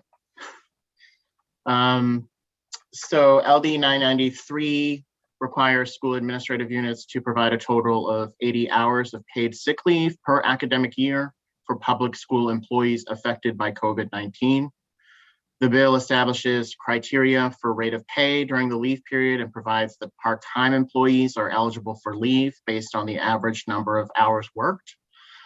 The bill requires school administrative units to offer leave regardless of the length of employment of the employee, and it grants the Department of Education rulemaking authority. I would note the bill had a first public hearing in the Education Committee on April 2nd, and it was subsequently referred here to Labor. And at the public hearing on May 5th here, the sponsor indicated that he wanted a strike and replace and a bill to require restoration of sick days used by school employees for exposure to COVID-19 up to 15 days. So it wasn't entirely clear about the issue of state reimbursement came up. And so subsequently what came up was, I don't know if the sponsor or the committee's intent is to have those personal or sick days used for COVID-19 exposure or quarantining purposes to be distributed back to the employee or to have them reimbursed financially. It wasn't clear what the trajectory of the thinking was on that. So I would certainly welcome some input from the committee on that. There was also discussion about if this would be a workers' compensation issue. And so I did ask John Rohde to be here in case the committee had any questions about how or if that would apply. And we have not yet received a preliminary fiscal impact statement. Thank you, Mr. Langland. I see the sponsor is here. Representative White, did you have any thoughts on that? Were you thinking that this would go, that people's sick leave would be reinstated? Or were you thinking that there was some sort of compensation? Thank you for asking to clarify that. Yeah, no, we didn't want to have any financial burden to the schools. So it would be really just reimbursing the time that was taken by the employees. the days so that in the future they could use those if need be. Excellent. Thank you. And I will also, just to make sure everybody understands, our understanding is that this was obviously COVID's been here for, well over a year, but this should have only affected school employees from January on, when that federal program, the sick time, ran out. That at least is my understanding of it. It's somewhat complicated, but I think it's straightforward on reimbursing the sick time for these people so that they would have that to use in the future. Thank you, Representative White. Are there any questions or thoughts from the committee? Representative Drinkwater? Yes, perhaps we should bring Mr. Rhodey forward and ask him if such a thing could be covered under workman's comp. Very good. Director Rhodey, if you could come forward. Okay. Thank you. So the answer is these cases can be covered under workers' compensation. And just sort of briefly, I'm sure you know, for workers' comp to apply, you first need an injury that arose out of and in the course of the individual's work. You wouldn't presume notice would be an issue in these cases necessarily. As we've talked about before, there's a waiting period in workers' compensation. So you have to be disabled from work for greater than 7 days to start receiving payments, and greater than 14 days if you want to be paid for the entire period. If someone is entitled to workers' compensation, there is a maximum weekly compensation rate. That's on the order of about $1,100 as of January of this year, if that's the focus you're on, or time frame you're focused on. So there's one other piece of this that you should probably bear in mind. If somebody has already been removed from work because of an exposure, let's say, and assume for a second is determined to be related to their job, if they were paid sick leave while they were out, under workers' compensation law, if they were to prevail on that claim later, the responsible employer/insurer gets an offset for the payment of the sick leave for the period of time that the employee was out. So again, if you prevailed on that claim, you had used 14 days of sick time, you wouldn't get any additional payment because you have used your sick leave. The only exception to that is if there's some form of a contract that requires reinstatement of the benefits if a workers' compensation claim is one, which it doesn't sound like is the case here based on the public hearing. If someone used vacation time, then they get paid the workers' compensation and they get to keep the vacation pay they've already received. There's a third category under workers' comp. It's called paid time off. You probably see it in other areas. It's a combination of sick and vacation time. Paid time off paid to an employee is subject to an offset unless the use of the paid time off is mandated by the employer or it is paid upon separation from employment to the employee. So I hopefully haven't complicated it more than you intended, but that's sort of the nutshell of what workers' comp might or might not do in one of these cases. And just to clarify, the 7 days, the 14 days, those are calendar days, not work days, correct? Yeah. So in this case, since somebody would be out those periods of time, they're consecutive days, they're fairly easy to count. It can get more complicated if you lose an hour here or a day there, but assuming people were out for 14 straight days, you would just count those days of disability. Yes, not work days. Okay, great. Thank you. Representative Drinkwater. Thank you, Mr. Chair. Mr. Rhodey, have you actually seen any of these claims come forward from schools? We haven't seen very many come forward from schools, no. So we look at lost time first reports. So teachers and ed techs, less than 10 combined first reports, I would say, have been filed off the top of my head. It's a little harder to tell with sort of support staff, if you will, bus drivers, substitutes. They may show up under a category that's not as obvious to me, but we haven't seen a lot. We have a data request out. We just haven't had a chance to reconcile with the folks who are filing the first reports, but not many. Thank you. Mm-hmm.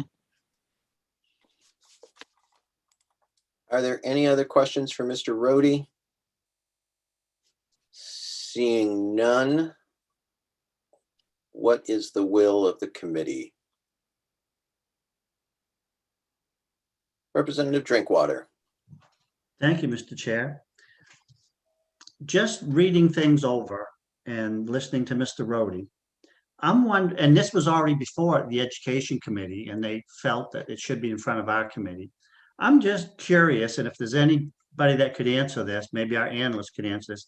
Are we butting up against collective bargaining agreements if we pass this bill?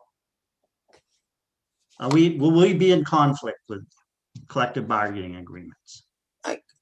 I can tell you, Mr. Langland can answer afterwards. I can tell you that I don't think so. I think what we heard in the testimony was that some schools chose to interpret their collective bargaining at one way and to just give folks sick time without taking their sick days. And a minority of districts chose to make people use their sick time. So I think that the language is all probably pretty similar. It just came in the interpretation from the administration as to how they wanted to see it. And I think that's what the representative is seeking, is just like it should be one interpretation of how that should have played out. So if I may just quickly summarize, it's a local decision and therefore some are paid and some are not, but it's made at the local level because of their contracts or whatever their policy will be for support staff. I would say that was right, that the interpretation was made at that level, and that it sounded like there was some movement going forward on some of that in those districts. And I think that at this point, workers' comp, it's probably too late to make a claim if you haven't made a claim at this point. Representative Gear. At this point, I think it's very important that we restore all employees to an equal footing in terms of sick time that they were forced to use through no fault of their own due to COVID. And therefore, I move ought to pass as amended. We have a motion ought to pass as amended, seconded by Representative Rader. Is there any discussion of the motion? Seeing none. Ms. Thompson, if you take the roll, please. Senator Hickman. Yay. Hickman, yay. Senator Guerin. No. Guerin, no. Senator Miramont. Yay. Miramont, yay. Representative Sylvester. Yay. Sylvester, yay. Representative Bradstreet. No. Bradstreet, no. Representative Cuddy. Yes. Cuddy, yes. Representative Drinkwater. Nay. Drinkwater, nay. Representative Gear. Yes. Gear, yes. Representative Morris. No. Morris, no. Representative Pebworth. Yes. Pebworth, yes. Representative Prescott is absent. Representative Rader. Yes. Rader, yes. And Representative Warren. Yes. Warren, yes. It is 8-4 with one absent. Tally being 8-4 to 1, the motion carries, and I would close the work session on LD 993. Thank the sponsor for being here. And I will open. Thank you. Is the minority report not to pass? Is the minority report ought not to pass? Ought not to pass. Okay, thank you. Thank you. And Representative Sylvester, I took your advice and came outside for the meeting. So thank you. Excellent. It looks like you're inside, but you're just fooling us. That's right. Have a nice afternoon. Thank you all for your hard work. Thank you, Representative, for all the work that you do, and we appreciate it. We open the work session on LD 1269, an act to preserve fair housing in Maine. Is Representative Talbot Ross with us? I believe she is to be joining us. Okay, that would be great. If we, Mr. Lang, if we could have the analysis while we're waiting for Representative Talbot Ross. I think I have a question for her, but let's hear the analysis. Okay, so this bill requires the Maine State Housing Authority to ensure that public funds are used to affirmatively further fair housing, which is defined as to engage actively in efforts to address barriers, to create opportunities for full and equal access to housing without discrimination on the basis of race, color, sex, sexual orientation, or gender identity, physical or mental disability, religion, ancestry, national origin, familial status, or receipt of public assistance. The bill requires Maine Housing to develop a plan and report back to this committee by January 15th of next year. So the bill says it requires main housing it says that main housing shall ensure that any federal funding or any state or local funding is used in a manner that will affirmatively further fair housing in the state. But I think that there could be a potential conformity issue. So main housing obviously would be able to use state or local funding that way, but federal money sometimes comes with strings. So it could potentially be withdrawn if it's being used in a way that exceeds what the federal government says that it can be used for. I included a little bit more information about the impetus for the bill. So there was discussion at the public hearing about the 2015 repeal by former HUD Secretary Ben Carson, and I included a link to the press conference announcing the changes. I would note that on April 12th, this administration's Housing and Urban Development listed that restoration is under review. And Senator Hickman brought up a change to the Administrative Procedures Act that happened in the 129th legislature that repealed a provision of law that exempts from legislative review major substantive rules that must be adopted to comply with federal law or to qualify for federal funds. So it essentially means that the legislative committee with jurisdiction gets to review rules that an agency adopts that are solely to comply with federal law or regulations or to receive federal funds.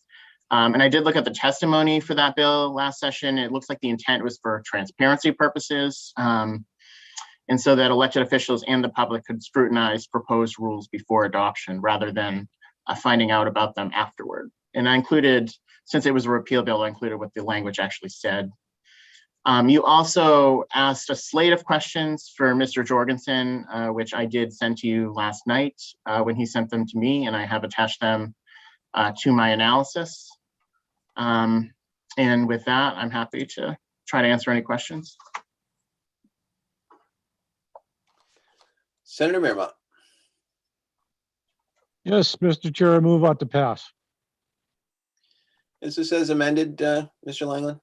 Was there an amendment on this, or are we still at the original bill? I have not seen an amendment proposed under considerations. I don't know whether the committee wants to consider my point about federal money or if Green Housing has any thoughts on that matter. Senator Mirmont, would you hold off for 2 minutes on your motion?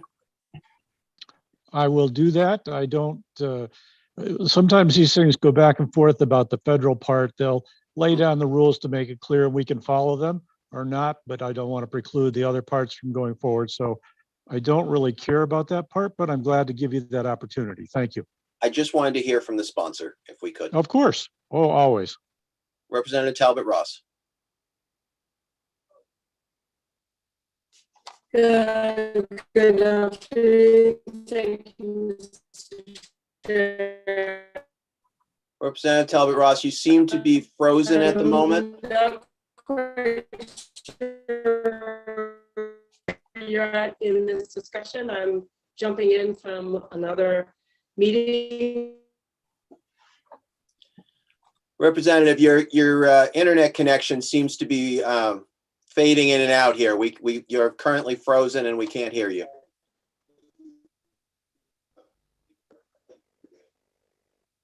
Okay, well. Okay, we hearing you better now. Try it again with your video off.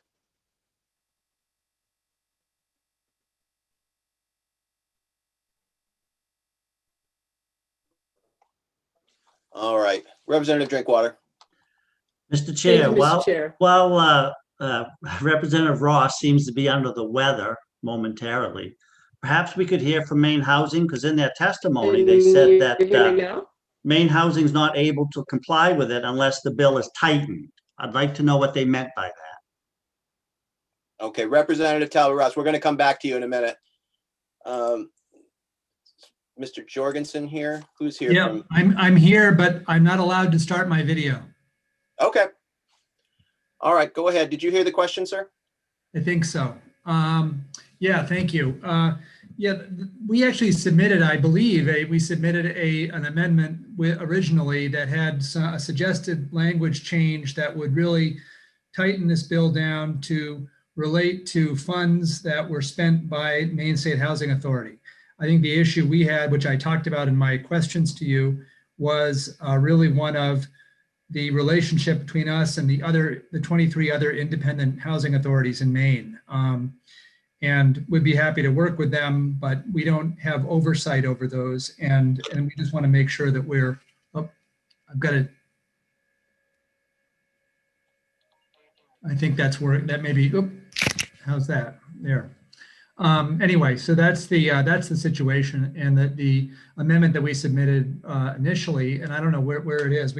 I could redo that if you need it. Was intended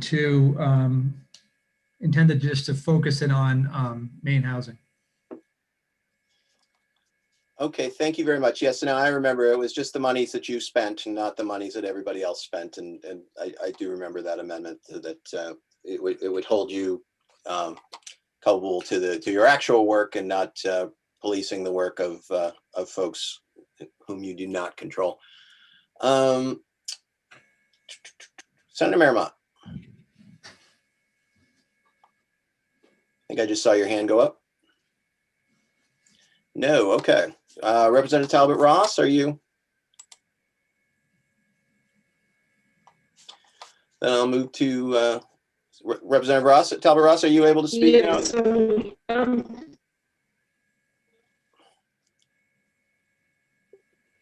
Okay, all right. So Representative Warren.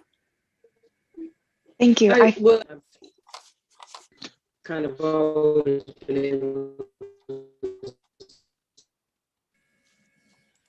to, but anyway.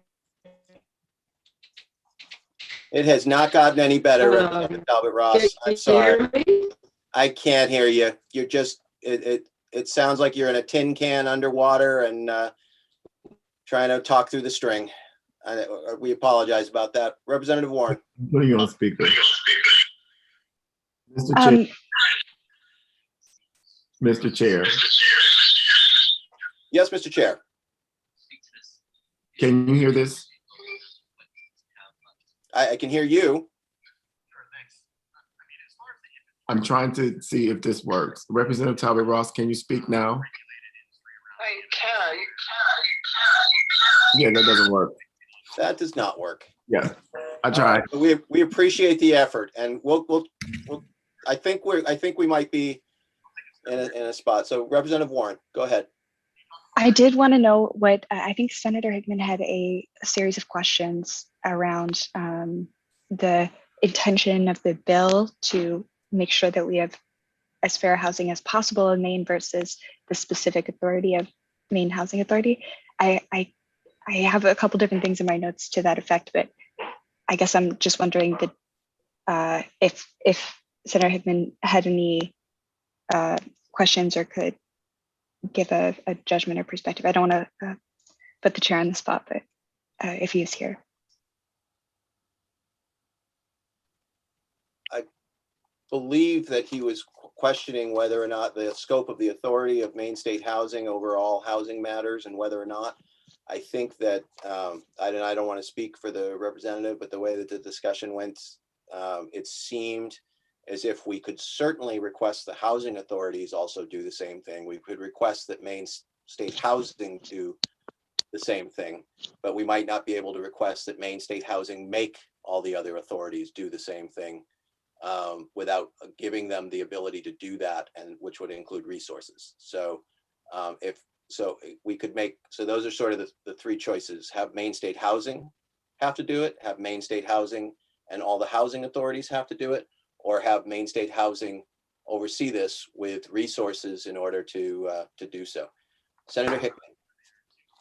Yes, I would like to hear from Mr. Cullen Ryan instead of Representative Rachel Talbot Ross, because we can't hear from her, and he certainly is well versed on this bill. So if that would be great, I'm gonna ask you, sir, to ask him to talk to us. Since we're unable to hear from the good representative, Mr. Ryan, welcome. Thank you.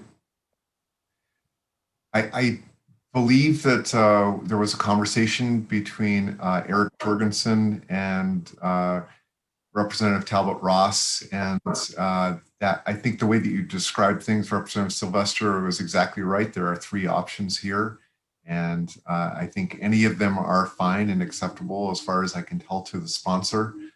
But the idea is for us to not leave it as is, such that we could go into a period where we don't pursue what the expectations are of equity and fair housing. It should a federal administration veer off course temporarily or permanently, that Maine would hold still on its front. So as described, you've got the option of Maine Housing doing its part as it has been doing. You've got the option of I guess it's 16 different public housing authorities also reporting out to you, just like Maine Housing, or some mechanism that has Maine Housing collecting data from the Public Housing Authority and submitting one report to you. All are acceptable, but I think all are better. Any of them are better than the idea of just the status quo, which leaves Maine only following what federal requirements are. I hope that's said clearly. Thank you, Mr. Ryan. Chair Hickman.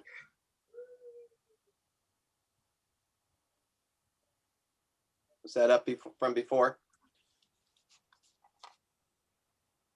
Representative Warren.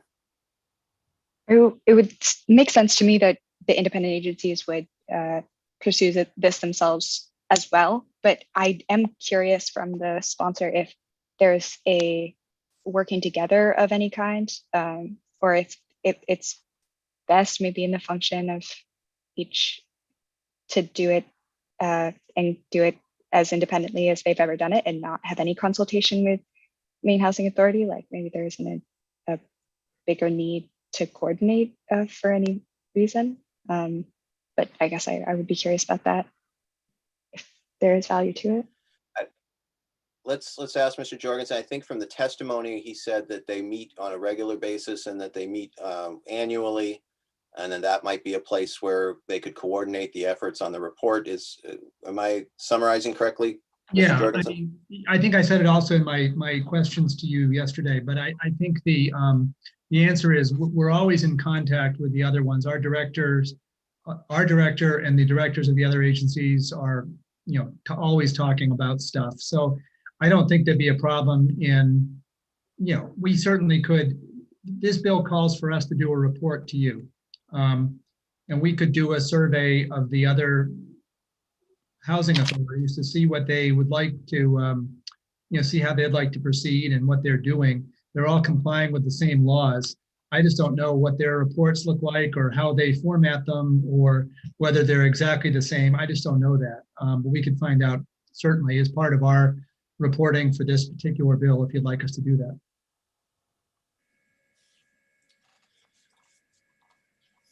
Thank you. Representative Drinkwater, or did you have a follow-up, Representative Warren?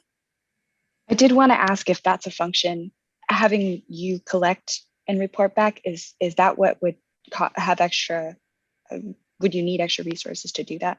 Well, I mean, this bill calls for one report only. We could do that. We could absorb that, and we could go out and sort of poll the other people and see what their interest was in, or their willingness to, what their work looks like and how it all sort of fits together. I don't know how all these things will fit together. If we can make a fair, if we can make some kind of a coherent thing out of all those reports, I don't know, but we could certainly look at that and try it. So I don't think that would be a big cost issue, Representative Warren, at all. I think the bigger question would be if this became like an annual report or an ongoing thing. That would be a different question. And I think the other big issue is none of the other housing authorities right now know they're part of this discussion remotely. So they aren't even aware of it. So I think it would be, I would not want to, we certainly could do some kind of a report that would draw them in on a one-time basis. But if we're thinking of trying to get them involved in an annual reporting regimen or some sort, that would be a different story, I think.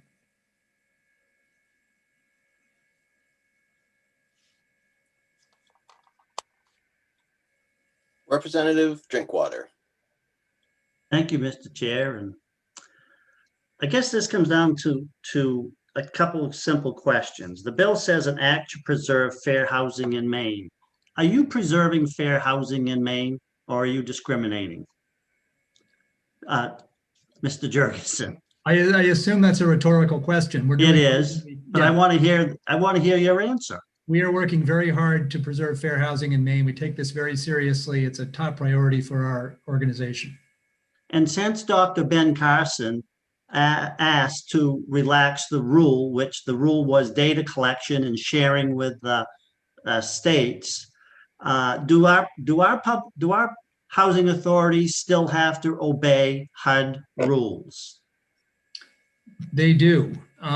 Again, I don't know what I can't speak for the other ones, but we all have to obey the rules. Currently, the disproportionate impact rule that Secretary Carson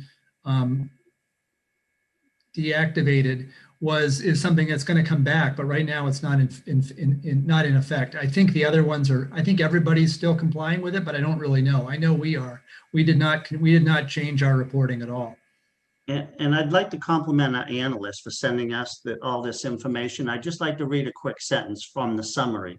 The Fair Housing Act not only prohibits discrimination, but in conjunction with other statutes, directs HUD's program participants to take significant action to overcome historical patterns of segregation. That is still in effect. So the motion ought to pass. I will not be supporting it. Thank you. Senator Miramont. Thank you, Mr. Chair. So the motion that's been worked on, which of the three options does it state in that motion? And I think if it's the one that requires all of the housing authorities to do this, but not have the Maine Housing Authority be supervising it, then that is the one I would pick if there are options, or I guess I need that clarified, but that'll be a motion. So the way that I understand your motion, just to clarify, is that you would like to have the Maine State Housing Authority and all of the local housing authorities included in the scope of this bill, but you would like the individual housing authorities to report directly to us rather than to Maine State Housing Authority to collect them and send them to us? Is that, or would you rather have Maine State Housing, send them to Maine State Housing Authority and then have Maine State Housing Authority forward them to us? As long as it doesn't, yeah, it doesn't, if it doesn't incur an extra ongoing cost, as Mr. Jorgensen was just talking about, for the collection and presentation, since they're here always, that would be fine. But in some fashion, I want them brought to us by all the housing agencies to make sure that this is being taken care of. So I would say then that it could be sent to Maine Housing to deliver to us, if that's. With your permission? We're in the middle of a motion, Mr. Jorgensen. Is there, so the motion, as I understand it, ought to pass as amended, including the local housing authorities, and with Maine State Housing Authority collecting the reports. Second. And I would add that these are reports that they do annually in any event. Is there a second? Second. Representative Gear, seconds. Is there discussion? Representative Bradsteed. Thank you, Mr. Chair. Yeah, I would, I'll be in line with Representative Drinkwater on this particular bill, but for those who are considering ought to pass this amendment, I hope that you would take into serious consideration Eric Jorgensen's statements that he has, how can he vouch for what some other housing authority has given him? His data can only be as good as what is reported to him. Secondly, they don't even know they're being discussed here today. And I don't think it's good public policy to take up legislation requiring things of certain entities when they really are unaware that it's going to be discussed during our meeting. So, thank you. Thank you. Mr. Jorgensen has his hand up. I'd need a member of the committee to ask him, as we are past a motion. Chair, could we hear from Mr. Jorgensen, please. You may. Mr. Jorgensen. Thank you.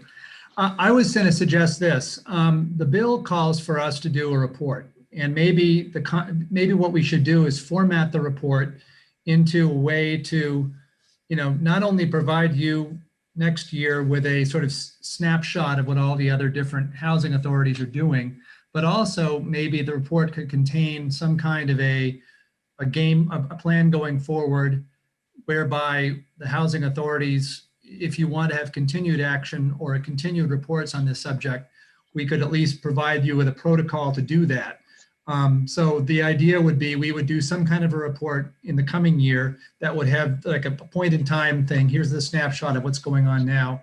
And we'll also give you a guidance about what we might do going forward. I think that would also take away the sort of element of surprise from the other housing authorities. And I think we could work with them on finding out the most expeditious way to solve the problem. Just a thought.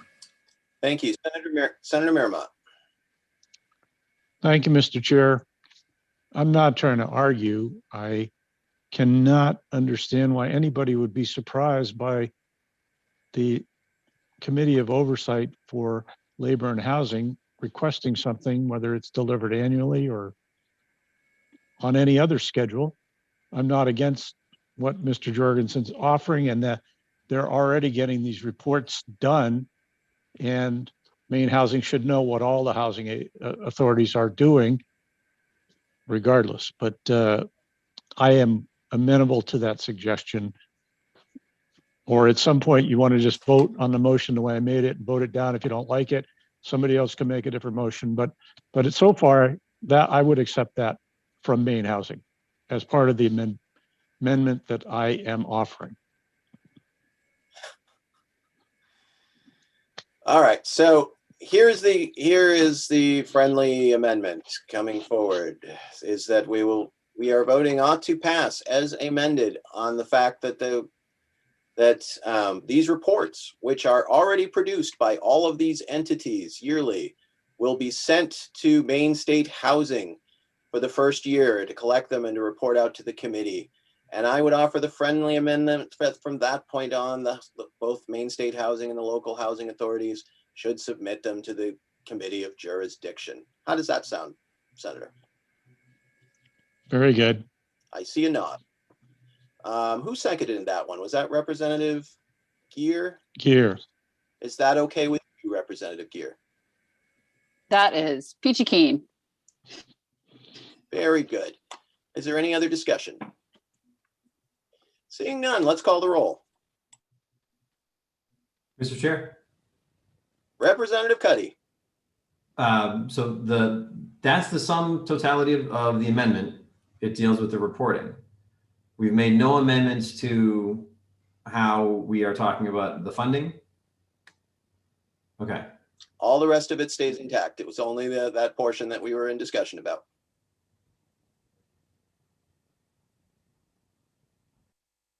Would you like me to call the roll? Does that satisfy you, Representative Cuddy?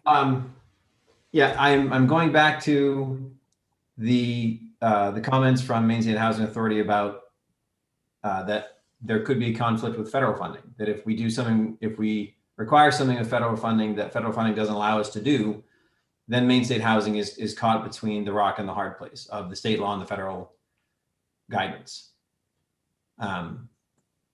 So I don't know if I can ask this of Mr. Jorgensen, but we are past discussion. We've already brought him up, but if you want to ask it of any of Mr. Eiglin or. Yeah. So my thinking is that if we have language in that section 3, where it currently says Maine State Housing Authority shall ensure that any federal funding or any other state or local funding, that if there is language in there that says, so long as it does not conflict with federal guidance, that's the appropriate terminology. That's what I was waiting for with MDOL with unemployment, is the guidance on how the money is going to be spent, so that we don't put Maine State Housing Authority in a place where they can't live up to their federal responsibility while also living up to state law. I want to see what the bill sponsor wants to be enacted. I want to see it enacted in every instance that it can be. But in those where it simply can't be, I don't want to put Maine State Housing Authority in an impossible position. Well, I would say that one of the things that we are doing is ensuring that if the federal policy changes in such a way that they were therefore discriminating against folks, or moving the guidance, or moving the way that that this program was being moved, that Maine would continue to do it the way that we have done it. And so that would put us at odds with the federal program, and whether or not that would have any conflict with funding at that point, because we did not follow the guidance that was given, is something that I think would be dealt with at that point. But I think that part of the whole point of this is that Maine wants to do things the way that Maine wants to do them. And if the federal government changes the way that it would like us to do things, then we're going to continue to do them where we do not discriminate against people. And that's how I understand the impetus for the bill, Representative. So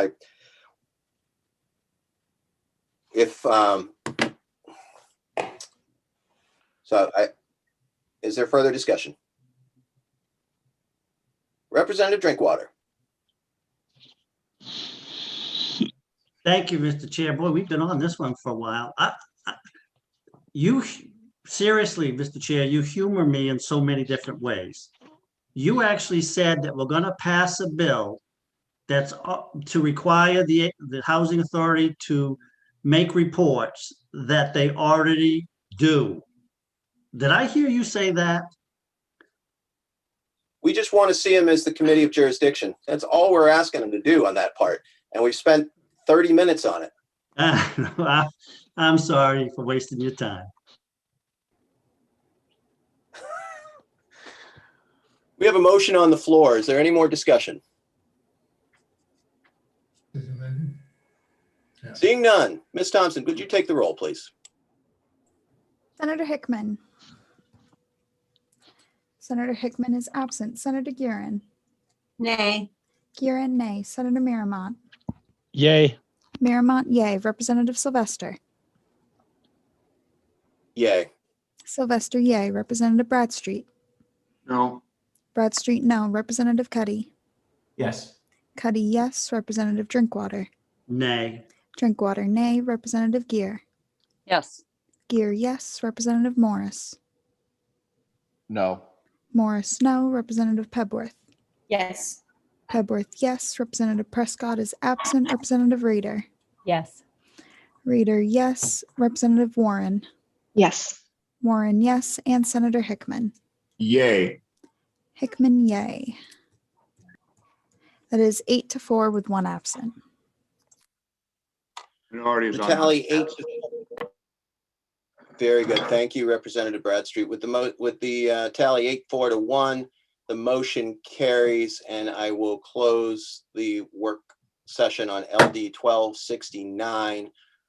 We are going to take up LD 1312 last, so the sponsor can be here.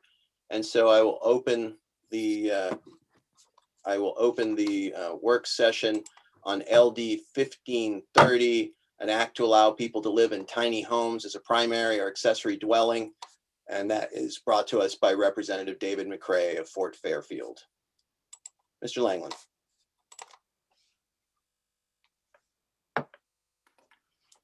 So this bill establishes standards for municipalities to allow to follow regarding tiny homes, which are structures no larger than 400 square feet, constructed on a frame or chassis and designed for use as permanent living quarters.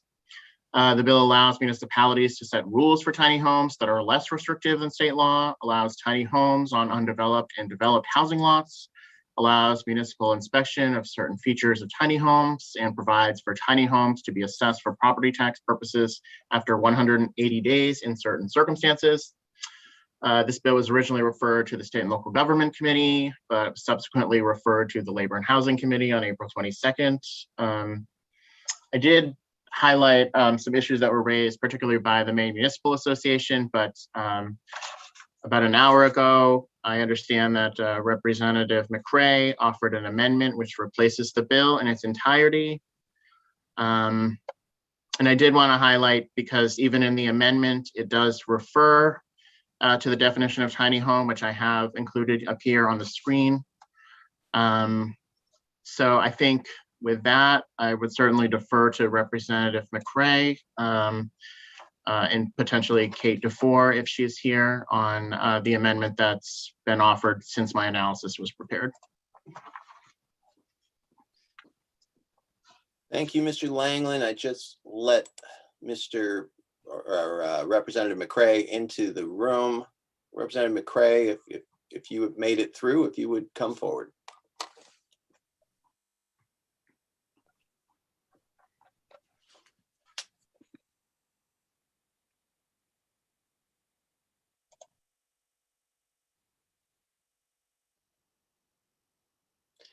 Dave, You might try, we're having some internet trouble today, Miss Representative McCray. You might want to try turning off your video.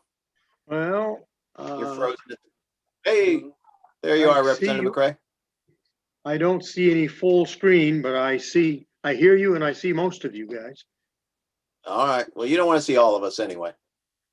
Well, okay, I'll leave it at that.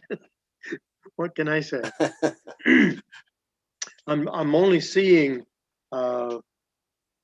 two screens wide, two squares wide, two rectangles wide. We can see and hear you perfectly. We can see and hear you perfectly. Whoa. We were talking about your amendment, and we were hoping you could walk us through it. Well, now I've lost seeing you. Can you still hear me? We can see and hear you, sir. Well, good for you. I cannot see or I can hear you, so we'll leave it alone.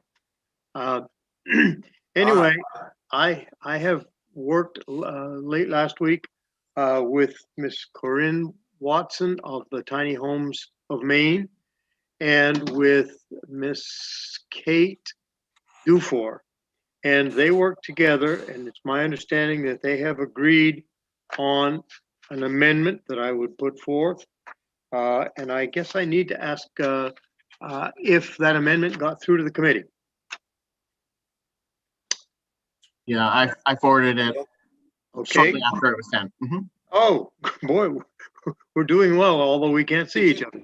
All right. Well, anyway, could you share that link in the chat, Mr. Lang? I don't know that everybody checked we were hearing, so I don't know if everyone checked their email. Thank you. Not knowing what you're seeing. Ahead. Okay, well, Go ahead, Representative. Describe it to us.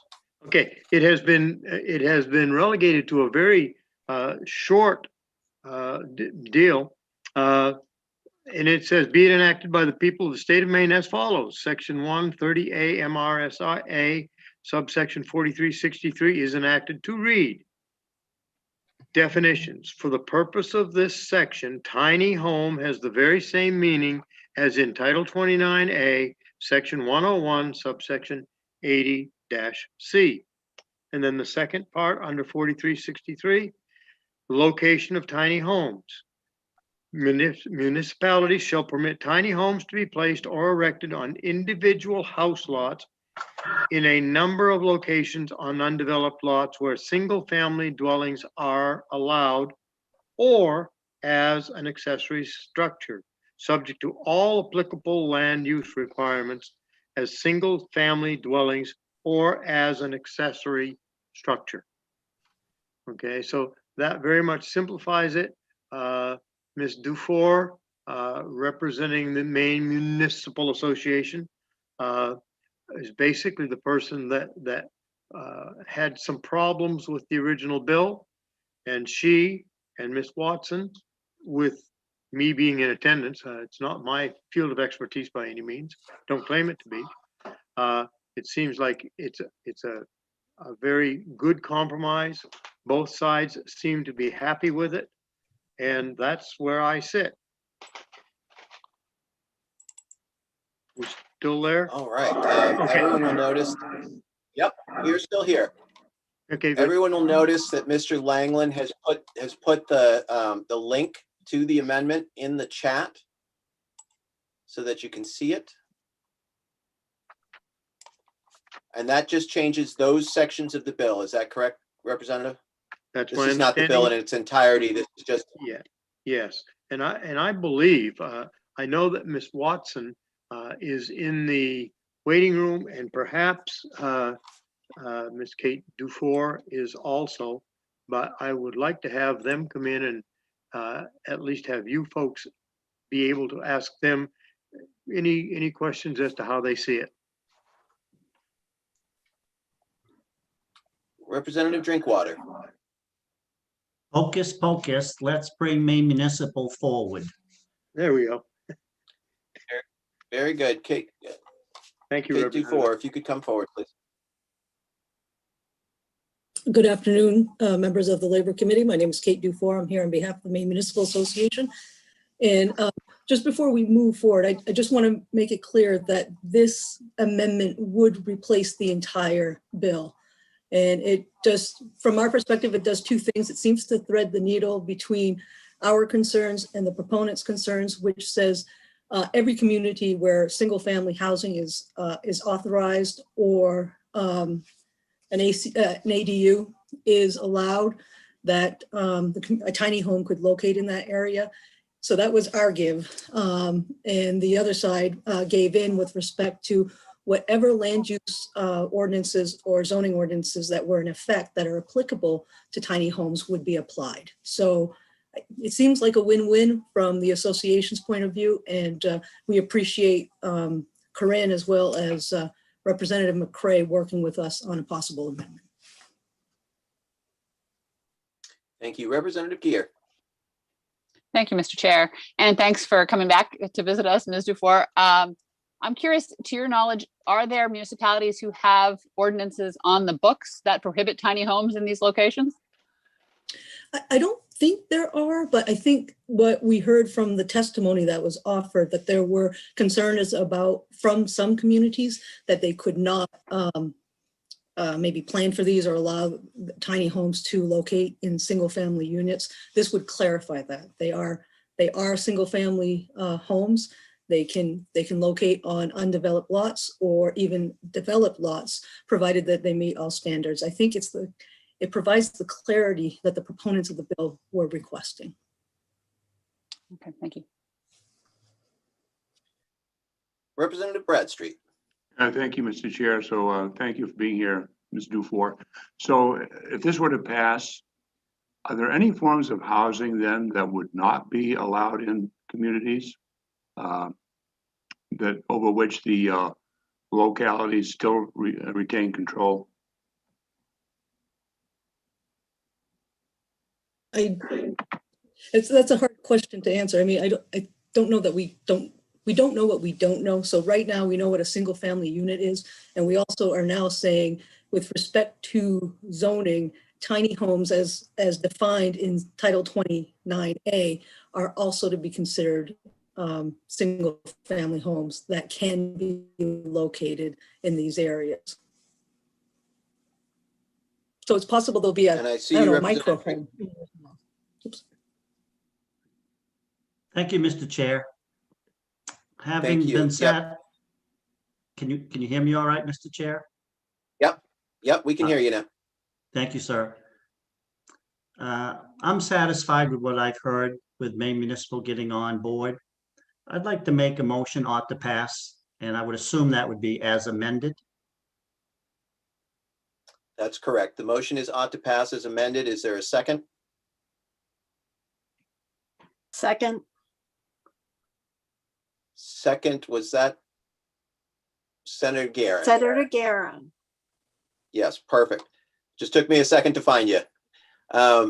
Very good. So the motion is ought to pass. It's seconded by, it is seconded by Senator Guerin. Is there any discussion? Seeing none, Ms. Thompson, if we could call the roll.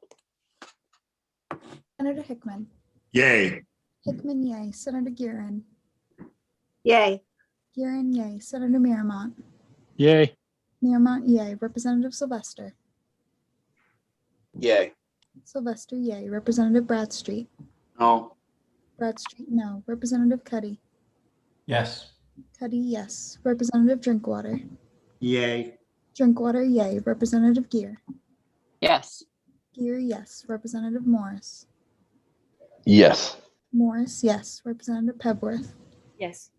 Pebworth, yes. Representative Prescott is absent. Representative Rader. Yes. Rader, yes. And Representative Warren. Yes. Warren, yes. That is 11-1 with one absent. Not The to pass tally by being majority. 11-1 with one absent, the motion carries. And we will close the work session on LD 1530. Thank the sponsor for bringing it forward, even though he can't see us. I can Thank now. him. And oh, look at that! Right as your vote is successful, it all comes clear. Very good. I've seen you Thank for you. a couple of Thank you. minutes. Thank you very much, committee. all Appreciate right. your time. Thank you now. Have a good day. Thank you, Representative McCray. We are, as I had said earlier, we are not hearing LD 1580. Oh no, we are hearing LD 1580 today. So I will open the work session on LD 1580. An act to provide protections for mobile home park residents, brought forward by Senator Baldacci of Penobscot. Mr. Langland. Sure. So this bill specifies duties of mobile home park owners or operators and sets standards for mobile home park rules. The statutes that govern mobile home parks are found in Title 10, Chapter 953. Before a rental agreement is signed, tenants must be provided with a copy of Chapter 953 and a list of rules that the mobile home park has adopted. The statute also specifies that a mobile home park owner may adopt reasonable rules governing the conduct of tenants if the rules are reasonably related to preserving the order and peace of other tenants in the mobile home park. A park rule may not be unreasonable, unfair, or unconscionable. Any rule or change in rent that does not apply uniformly to all park tenants creates a rebuttable presumption that the rule or change in rent is unfair unless the rule or change in rent is made by majority vote of all the members in a resident-owned cooperative. I would note that there was a court case that ruled mobile home park residents are tenants and have a right to quiet enjoyment of their home, including the right to receive visitors in their homes. So current law says that no mobile home park owner or operator may require a mobile home to be removed from the park except pursuant to a rule contained in the written copy of park rules given to the tenant, which I just read to you, the paragraph of the rules that must be provided.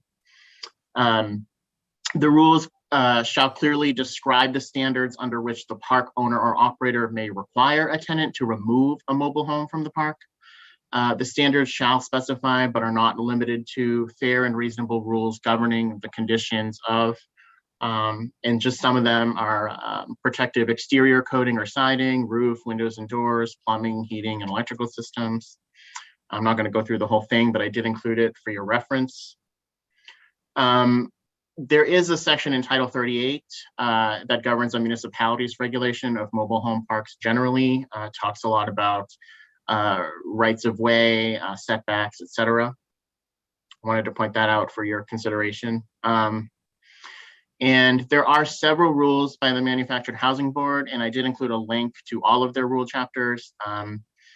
There are standards that govern streets, electrical standards, sewage, and nuisances, which includes trash, and those are in Chapter 580, which I did attach to my analysis.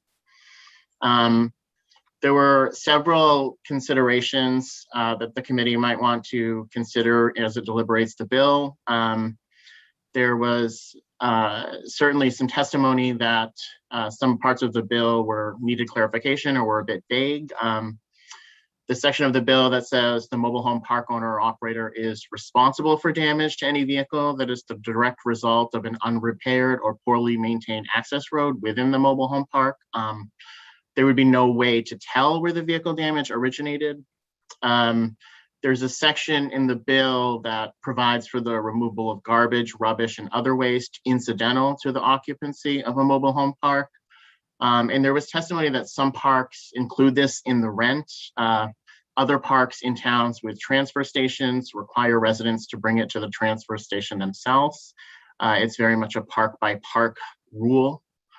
There is a piece on maintenance that says a mobile home park owner or operator's rules may not require residents to maintain their mobile homes.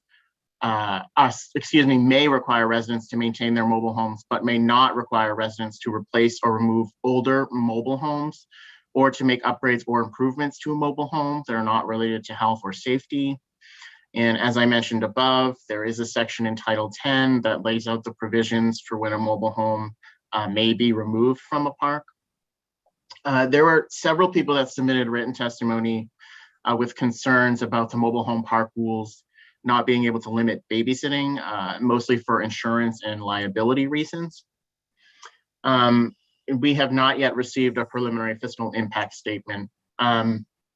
So as I said, I did attach a copy of Chapter 850, which does cover public sewage, as well as even oil tanks. There are some standards on streets and setbacks and constructions, as well as nuisances, which, as I said, includes trash, as well as some pads. I'd be happy to try to answer any questions. But other than that, I think there are probably people more knowledgeable than I on the specifics of mobile home park regulation. Thank you. Are there any questions for Mr. Langland? Do we have anything from the committee? What is the will of Senator Miramont?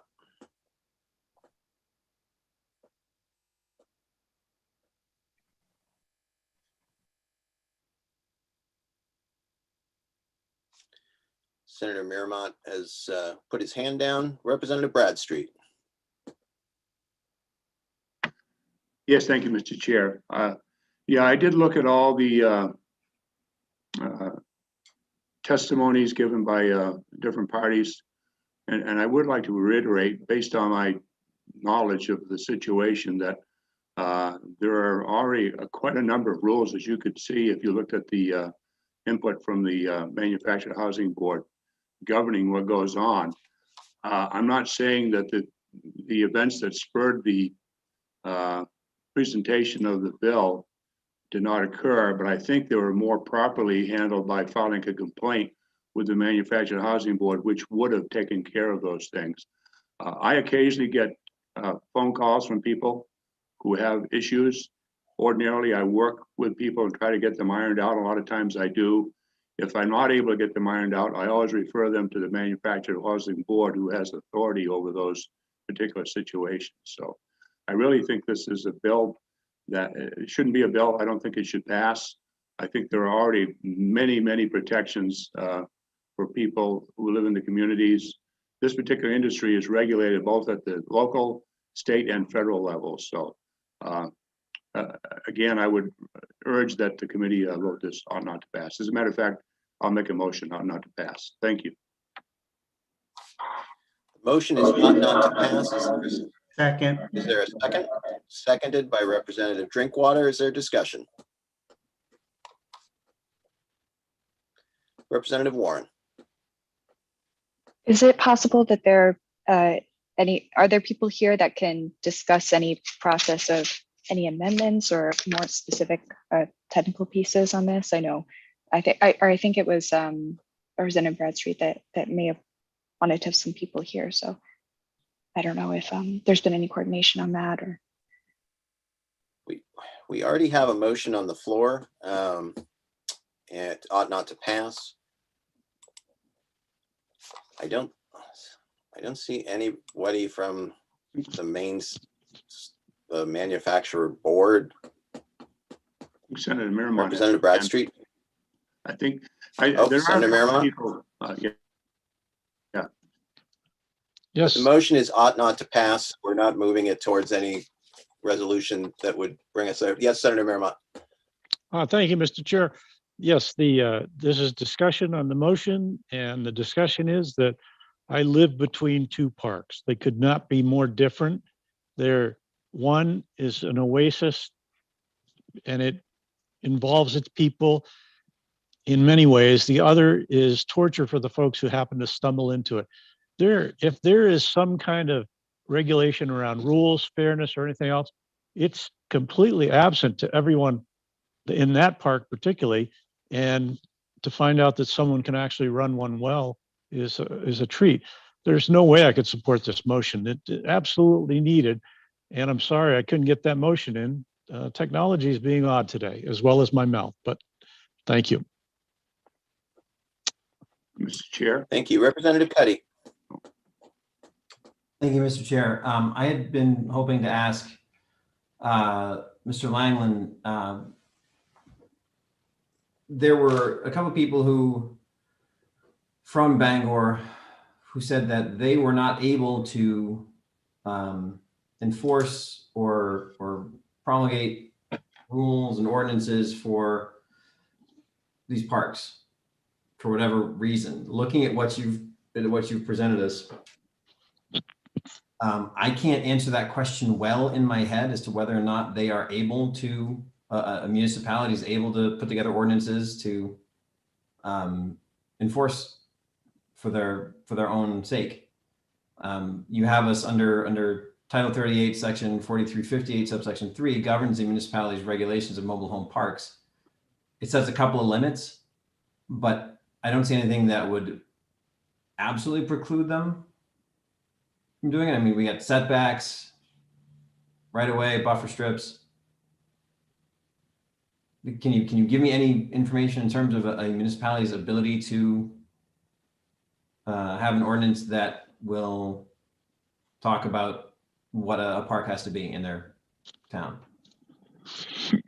So I did do some research. I don't know specifically about to what extent an ordinance can sort of dictate a mobile home park, but there are mobile home park ordinances in many towns. And the ones that I viewed are typically more of the zoning ones. So it specifies what a lot size is and what setbacks must be, etc. I didn't see any in my research that prescribed rules directly sort of governing how it must be conducted. It was more of the zoning laws, but that doesn't mean, that I certainly, I would base my answer on that. It's just I hadn't come across that in the sort of limited time that I had to look into the bill, but I'm happy to do some more research and get back to you if that's what the committee feels it needs. Okay, thank you. Representative Warren.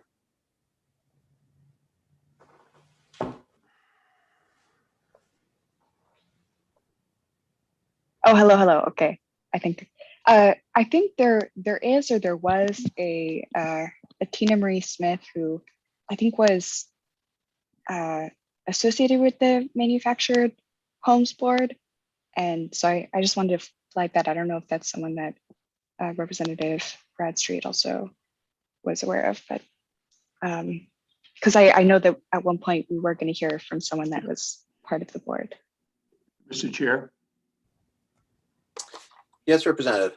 Yes, I do see Tina Marie Smith in the as one of the participants. If you would like to hear from her, I also do want to point out that state law does require that the state laws be given to all tenants in the community. And I'm wondering, in light of what Senator Mearmont said about the two contrasts that he sees, I guess, about every day, if maybe it's advisable to maybe have those rules reviewed that the state has. Just a thought out there. Maybe that's the way to go. And I do have Tina Marie Smith. Thank you, Representative. Okay, Representative Warren, did you have a specific question for Ms. Smith?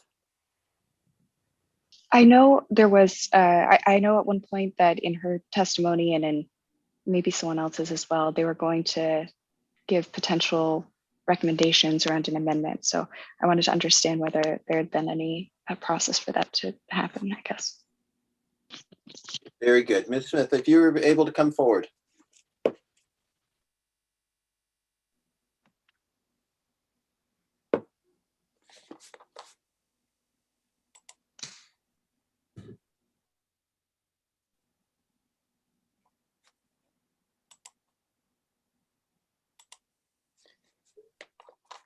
Ms. Smith, can you hear me? I am here. Can you hear me? Yep, we can hear you. Did you Okay, hear the great. representative's question? Yes, I did. Did she ask, I just want to make sure I understood it, that you would like to, you would like us to offer amendments, is that correct? To the state law? I believe the question was whether you came with any amendments today. I'm certainly very willing to work with whoever needs me to work with them. I feel like in my own communities that we own as part of our we own two communities. We're very willing to work with, and I wanted to just represent too that I do not work I'm not on the Manufactured Housing Board. I'm the president of the State Association of Manufactured Housing. Okay. So I'm part of the association, but my mom is on the Manufactured Housing Board, and I know everyone else that's on it as well. And I'm quite confident that we could work with the people in Bangor to come up with something that would help them. I feel terrible that this is happening, but I really do feel like it's more of an isolated incident rather than a systemic problem all over the state. You know, there may be some people that don't follow the rules, but there are mechanisms to deal with that. And I think that's the, you know, if there were complaints before the Manufactured Housing Board, they would certainly deal with them. Thank you. We certainly appreciate that. We appreciate you being here today. I am going to limit the scope of discussion from this point on. The motion on the floor is ought not to pass. There's really no room within that motion to improve the bill or change the bill or go forward with any sorts of amendments. So unless there's discussion about the motion, which is ought not to pass, and I will ask now if there's more discussion on that. Mr. Chair, is it point of Yes, order? Representative. May I rescind my motion? You would like to rescind your motion? Yes. I think there's a way forward. Your second, I believe, was Representative Drinkwater. Are you fine with that, sir? The motion is rescinded. Are there further discussion? Representative Bradstreet, did you have more to say on that? Well, okay, I think it might be beneficial for the people to know about this Manufactured Housing Board and how it's comprised. I know Teresa DeVossis is in the gallery too, and maybe she could offer some input of how the public is represented at the Manufactured Housing Board, so everybody would know. Sure. You broke up in my screen anyway. What was the name, Representative Bradstreet? Teresa DeVossis. I think she's in the gallery today. If Ms. DeFossis could come forward and answer the representative's question about how someone would bring a complaint to the board and what the board's scope of ability might be to address that. And up. I was just going to say that I believe she was here earlier, but she doesn't seem to be now. Okay. All right. Thank you. I appreciate that. So what Representative Drinkwater has his hand up. Okay. Thank you, Mr. Chair. A lot of twists and turns here this afternoon. We're going all over the place, Representative. Yeah. Bring your dog in. Maybe they can help. I'm telling you, we need something. Go ahead. I too, like Senator Marymount, live between two trailer parks. One of them is the owners live close by and they run it very nice and clean. The second one is nothing but a drug haven and it needs to be cleaned up. I think the three most important things that we need to do is we need to educate these tenants, and we also need to have the three most important people when it comes to these things in the local communities: code enforcement, health nurse, and fire chief. They need to go in and inspect these places. I personally don't think we can do it from this level at 20,000 feet, but I do think we need to educate, and perhaps if Maine Housing, not housing, but Maine Manufactured Housing had some type of literature that could make its way through Maine Municipal down to the local level, that, you know, we need to clean up a lot of these places. I'm with Senator Merrimont on that, and that's my 2 cents worth, Mr. Chair. We appreciate it. I'll give you a penny back. Representative Bradstreet. Oh, okay. I didn't realize my hand was still up, but yes, I do think that maybe a logical way out of this forward is to review the rules of the Manufactured Housing Board when it comes to communities. They have all kinds of rules on other things, and maybe it's time for those to be reviewed. Bringing in knowledgeable people like code enforcement people. By the way, there is a code enforcement officer on the Manufactured Housing Board in order to come up with a reasonable solution and something that would take care of the issue that we heard about during the public hearing. Representative Bradstreet, would you be able to ensure that those folks would be here? For example, I would love to speak to one of these inspectors. We apparently have 2 inspectors to go out to mobile homes, or somebody who is in charge of enforcement from this entity. I would like to do it, but those are both that state something employees, and I have no jurisdiction over them. Okay. All right. Representative Warren, and then Representative Cuddy. I don't know if we have this sponsor here, but I think I heard in someone's testimony that was working at a Bangor city government that that maybe he was the one that had authored the language of this bill itself. And I just think that there's certain technical things in this language that I want to understand who was part of putting those regulations together, because maybe I have a point of disagreement about which things technically should be at the state level and which should be at the local level. But right now, I just think there's things we're not clear about. How much control does a kind of local ordinance have to establish these standards? Who is enforcing them? And it just feels like there's certain things that are that were in them about like having a third party contractor needing to be on call. I'm just trying to understand if if all of those pieces are what we want, and if there's anything else maybe that we're missing that should be in there. Whereas I'm not sure like exactly how these things were the things chosen to be at the state level. Yeah. Representative Cuddy. Thank you, Mr. Chair. I see that Councilor Sarah Nichols is in the participants list, and where it was Ms. Zafor's daughter, whose name now escapes me, who said that she would be interested in working with Bangor on this and possibly making some changes to the bill. And so I wanted to bring Councilor Nichols up to ask her if she would be interested in working with the association on this. Councilor Nichols, if you'd like to come forward. Hi, thank you. Thanks for having me. And yes, absolutely be happy to work on this. And I know Representative Warren did ask a question I could probably help answer if that's okay with the chair. Go ahead. Yep. Okay, thank you. In regards to the list of items that was in the bill, from my understanding, I mean, Senator Baldacci was the one that did help with that language, but those ideas had come from a couple meetings that he was in attendance with, one of them, and these were actually specific complaints and issues that were arising from this one particular park, but many of those things I'd seen it happen at other parks in Bangor.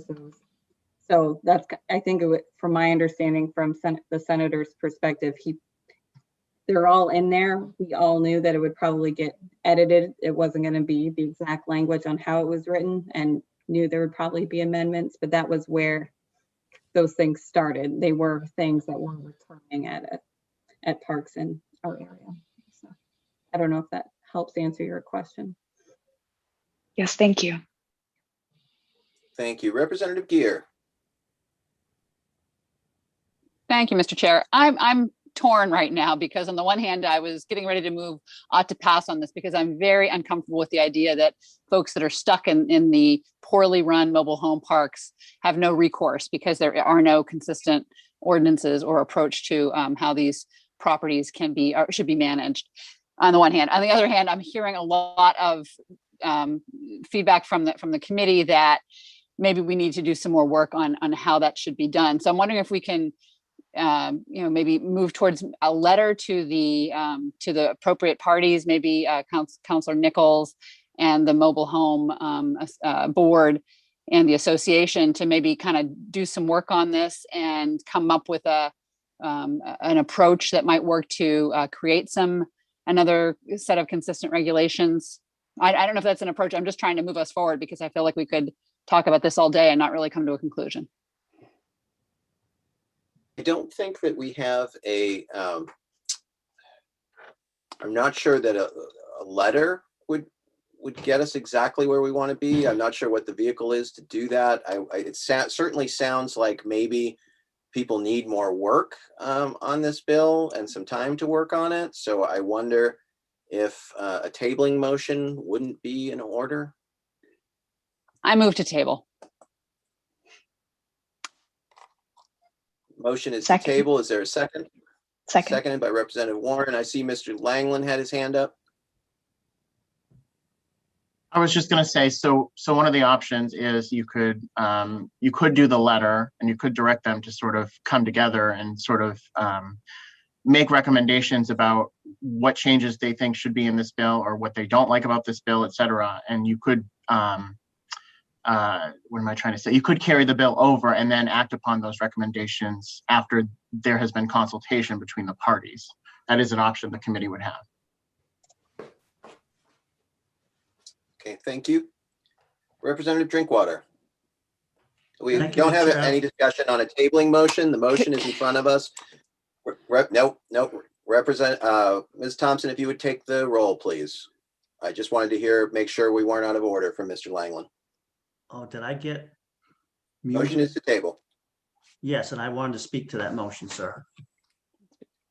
You can't speak to a tabling motion, Representative. Can I hand sign? There is no discussion. Ms. Thompson, could you take the roll, please? Senator Hickman.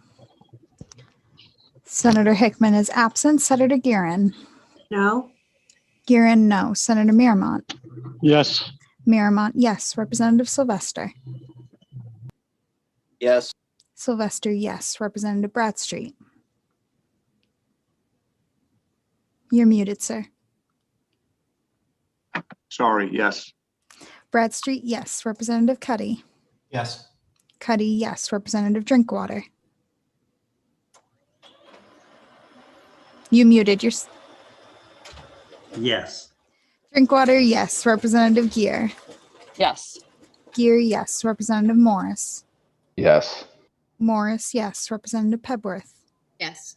Pebworth, yes. Representative Prescott is absent. Representative Rader. Yes. Rader, yes. And Representative Warren. Yes. Warren, yes. That is 10-1 with 2 absent. Before you make the tally, Senator Guerin, you can put your hand up. I just had a procedural question. If the reason I voted against tabling is I wanted it to carry over. So would there be another motion that could be made to carry over a tabled item? Yes, when we bring it back for a second work, or I guess, yes, a second work session, that's when that motion would be appropriate. Okay, thank you.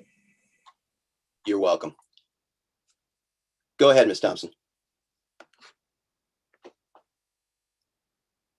What was the tally? 11-1 with 2 absent. The motion 10. carries.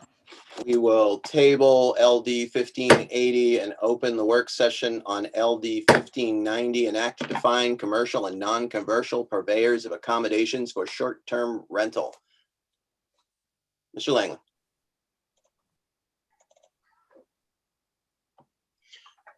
So this bill defines terms to be used by municipalities when enacting ordinances regarding or regulating short-term rentals of living quarters offered through a transient rental platform, including definitions for commercial short-term rental purveyor, non-commercial short-term rental purveyor, owner of a short-term rental unit, and short-term rental unit. This bill requires these definitions to be made publicly available on the state's website and on the Maine State Housing Authority's website, and to be sent electronically to all municipalities in the state. So the bill does say short-term rental units means living quarters offered for rental through a transient rental platform. And I did include that definition here as it's sort of a definition that refers to a definition. Maine Municipal Association testified that rather than mandate specific language in state statute, the bill should direct Maine Housing to make communities aware of the preferred language. And that was certainly the extent of the testimony. There were some concerns about the potential reclassification of property for tax purposes, which might affect people. And there was also discussion at the public hearing about the definition of vacation rental, which is in Title 22. And I included that definition for your viewing pleasure. The committee has not yet received a preliminary fiscal impact statement. Thank you, Mr. Langland. Is there any questions for Mr. Langland? What is the will of the committee? Seeing none.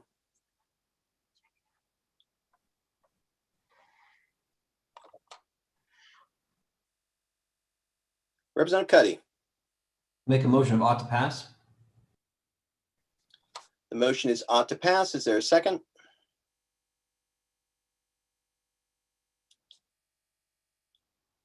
Everybody froze on my screen. Can I get a voice second? Second. Second by Representative Gear. Thank you. Is there any discussion on the motion?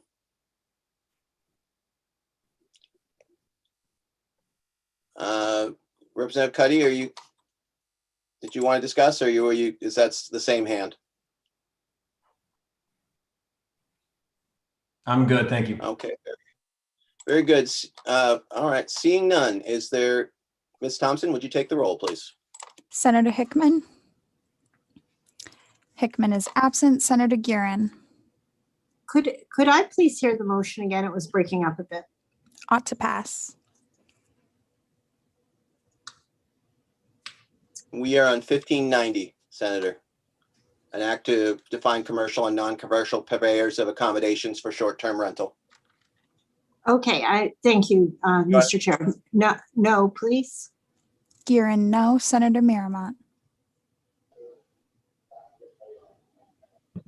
Yes. Miramont, yes. Representative Sylvester. Yes. Sylvester, yes. Representative Bradstreet. No. Bradstreet, no. Representative Cuddy. Yes. Cuddy, yes. Representative Drinkwater. Nay. Drinkwater, nay. Representative Gear. Yes. Gear, yes. Representative Morris. No. Morris, no. Representative Pebworth. I couldn't hear you. Yes. Thank you. Pebworth, yes. Representative Prescott is absent. Representative Rader. Yes. Rader, yes. And Representative Warren. Yes. Warren, yes. And Senator Hickman. Nay. Hickman, nay. So that is 7-5 with 2 absent. Or 1 absent, sorry. I didn't cross off Senator Hickman. The tally is 7 to 5 to 1. The motion carries. And I will close the work session on LD 1590. And we are going to not take up LD 1613. The good representative from Waterville has had a death in the family, and so we are going to take it up. Oh, Representative, yes, Representative Drinkwater. Yes, the minority report would be ought not to pass. Thank you very much. Appreciate that. So we are not going to take up LD 1613. I have seen that Representative Geiger is, I believe, with us. I know, yes, she is. Representative Geiger. Good afternoon. Good afternoon. We are ready to take up LD 1312. So I'll open the work session on LD 1312. And that is an act to remove barriers to accessory dwelling units and allow accessory dwelling units where single family houses are allowed.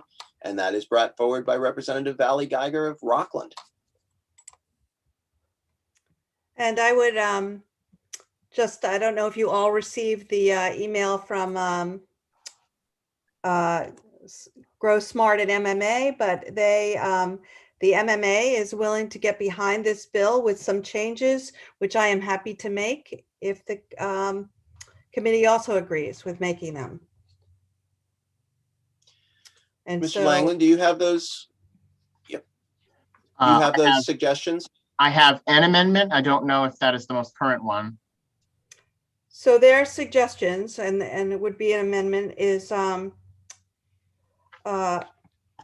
require municipalities to allow ADUs where single family residential is allowed, with the provision that the owner must occupy either the primary or accessory dwelling, while allowing municipalities to prohibit or regulate short-term rentals. And both Grow Smart and the MMA would be in support of this bill with those changes. Grow Smart agrees with those changes, and I'm happy to make those changes.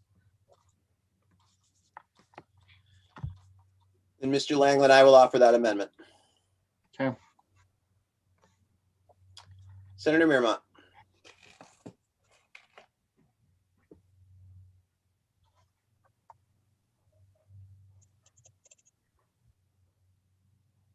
First, Mr. Langland, could we hear the analysis before we call on folks?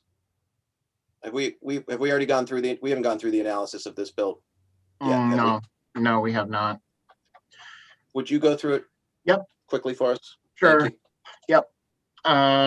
So this bill requires municipalities to allow one ADU to be included within or located on the same lot as a single family dwelling unit. Prevents municipalities from imposing any of the following for ADUs: setback requirements on ADUs incorporated within an existing single family dwelling unit, setback requirements of more than 5 feet for ADUs not included within a single family dwelling unit, off-street parking requirements, separate sewer water systems, or owner occupancy of one of the units unless one of the units is being used for short-term or vacation rentals. Municipality may not restrict use of one of the units on a lot as a short-term or vacation rental. A municipality may not require correction of a non-conforming use when an ADU is incorporated into an existing single-family dwelling unit or of an existing structure converted into an ADU, but a municipality may require compliance with applicable building and fire safety codes for all ADUs. A municipality's design standards for ADUs must be clear and objective. ADUs within historical preservation districts must comply with historical preservation standards. I did summarize the testimony a little bit. My last communication with the sponsor was just an amendment that changed the definition of ADU. I would point out that a historical district is different. There was language in there about preserving character of neighborhood, but there is language in there that specifies historical districts have specific requirements. And I have the term vacation rental, which I think was sort of the subject of where this amendment that we're just hearing is coming from. And I had the response that was requested of the committee for Grow Smart Maine, which I think is where the impetus for this amendment is coming from. So that's really all that I have. Certainly, thank you. Would defer to Senator anyone Mirmont. else for an amendment. Yeah. Senator Mirmont. Yes, I'll move on to pass with the amendment that you read just before the analyst gave his discussion of the bill. Thank you. Is there a second?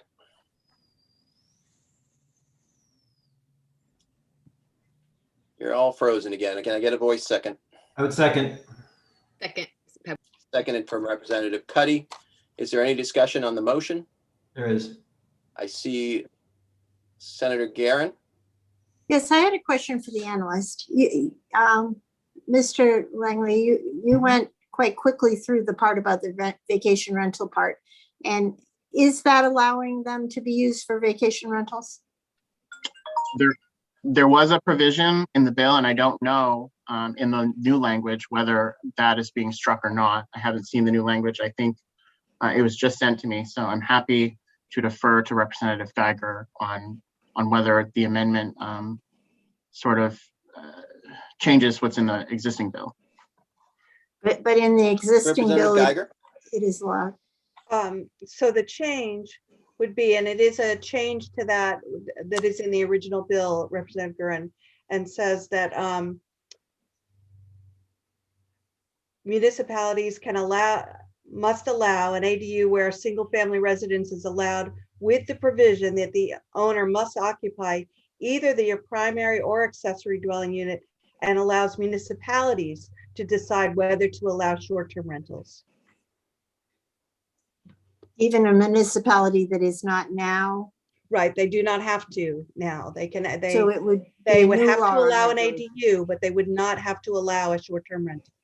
Okay, thank you. You're very welcome. And I'm sorry, I referred to you as a Representative Cuddy. representative and you are a senator. My apologies. Perfectly fine. So does Representative Geiger, does the amendment that you were discussing, does that strike the bill and replace it? Or are parts of the bill left? Like, I'm not exactly sure what the text of the bill is going to look like. And I understand we're going to have a language review where we'll be able to see it fully and completely put together. But before I vote, I want to know what parts are being replaced, what parts are staying.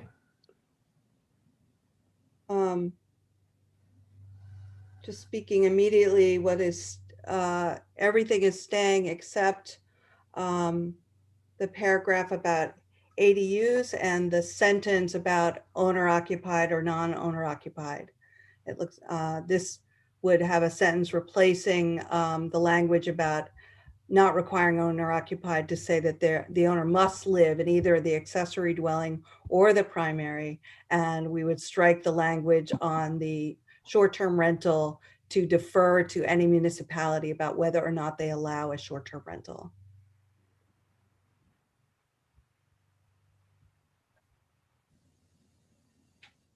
Mr. Langley, is that F in the original bill?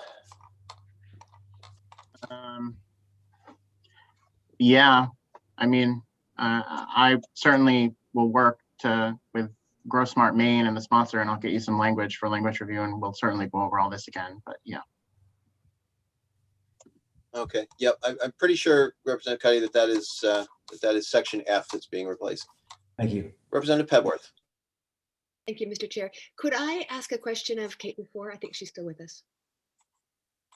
Sure.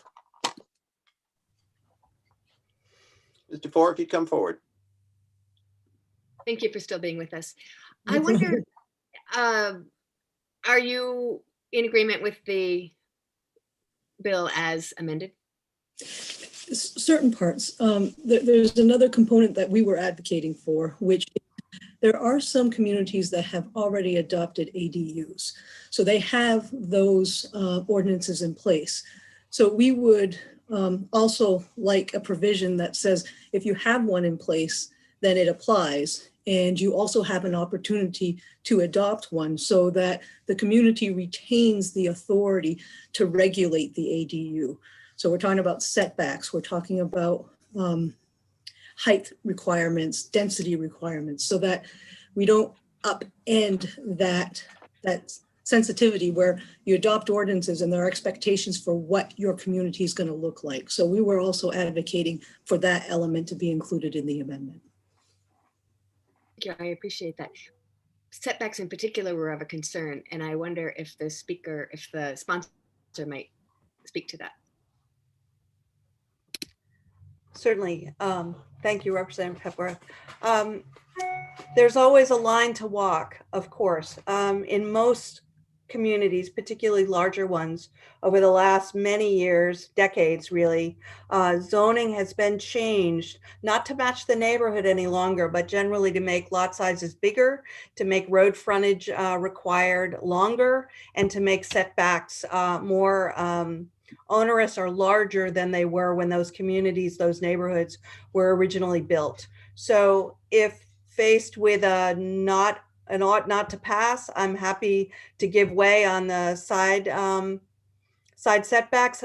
Just each time you make a requirement. So if someone's garage is 5 feet as is currently allowed, and they wish to turn that into an ADU, if you've required new setbacks, they can no longer use their outbuilding or their garage in that way. So just know that each time you require something, you lose a whole bunch of people.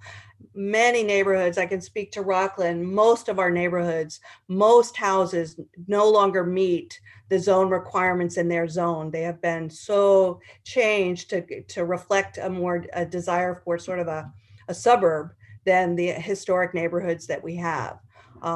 So that is why I put that in there. That's the recommendation of best practice in terms of what other states have done, because each time you restrict, you lose many more than you would think, the number of single family homes that can now access an ADU ordinance. Senator Garin. I'm sorry, I forgot to lower my hand. Oh, okay, great. Representative Warren. Can I ask the sponsor, is it your understanding that this would make a situation where you couldn't continue to, I guess, where things are not grandfathered in a certain way? Like, just to speak to some of what I think Kate was speaking about with if there have been certain districts, I think that if certain municipalities have put in an ordinance, would this preclude them from regulating them at this point? Or can you speak to that at all? So the ordinance or the bill as written says that anywhere a single family house is allowed, an ADU would be allowed, which means that if it's a smaller lot than now the zone requires, if it doesn't have the setbacks that the zone now requires, you can still do it. I'd refer to both Gorham and Belfast as communities that have done that, exactly that. They allow an ADU and it doesn't matter if the lot is currently what's called conforming. They're still allowed to have an ADU. That was the intent of the bill, was to make sure that every single family home could have an ADU. But I'm happy to be flexible if that's a real sticking point. No, that's good to know. So in your understanding, it's, yeah, no, that makes sense. Okay. Yeah, I'm very comfortable with that. That's what I would, okay, yeah, thank you. Thank you, Senator Warren, or Representative Warren. Senator Miramont. Thank you, Mr. Chair. Well, in hearing that, I am not interested in taking over what could have been an ADU in a garage or something, or a building that was already there. And now if we're honoring setbacks that would prohibit that for an existing building, I don't want to see it do that. So I would say that if along with this, Mr. Langland, along with the amendment, that it needs to say that if the proposed ADU is in an existing structure that is non-conforming to setbacks, but otherwise would be allowed, then it may be allowed.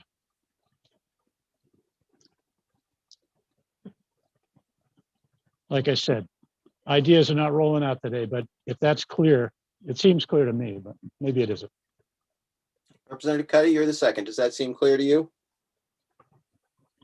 Seems to be grandfathering ADUs that are already in.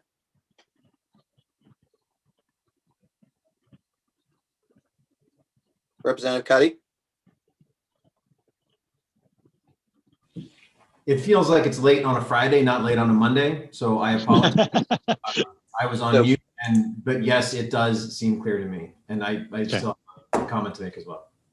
All right, thank you. Representative Morris. Yes, thank you, Mr. Chair. I just wonder if the sponsor could just touch on why take out the provisions on the short-term rentals? to allow for short-term rentals? That was not in the original bill, because I happen to be a proponent of helping homeowners who are facing increasing property tax rates to have the ability to do an ADU if they are owner occupied. But that was a real sticking point for the MMA, and that's therefore seemed to be a sticking point for several members of this committee.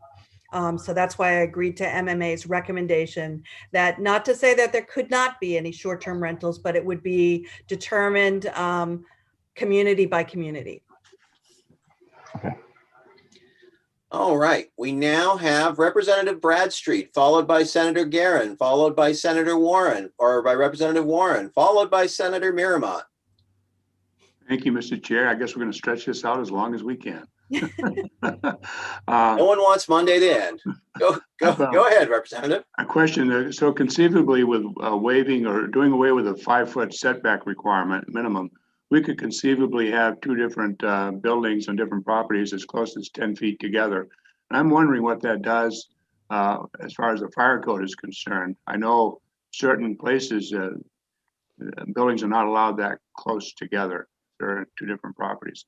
I'm just wondering if that's been addressed. Perhaps somebody So from the current amendment that Senator Miramont suggested was for existing buildings already, not for a new building. Okay. I believe I had Senator Guerin next. Thank you, Mr. Chair.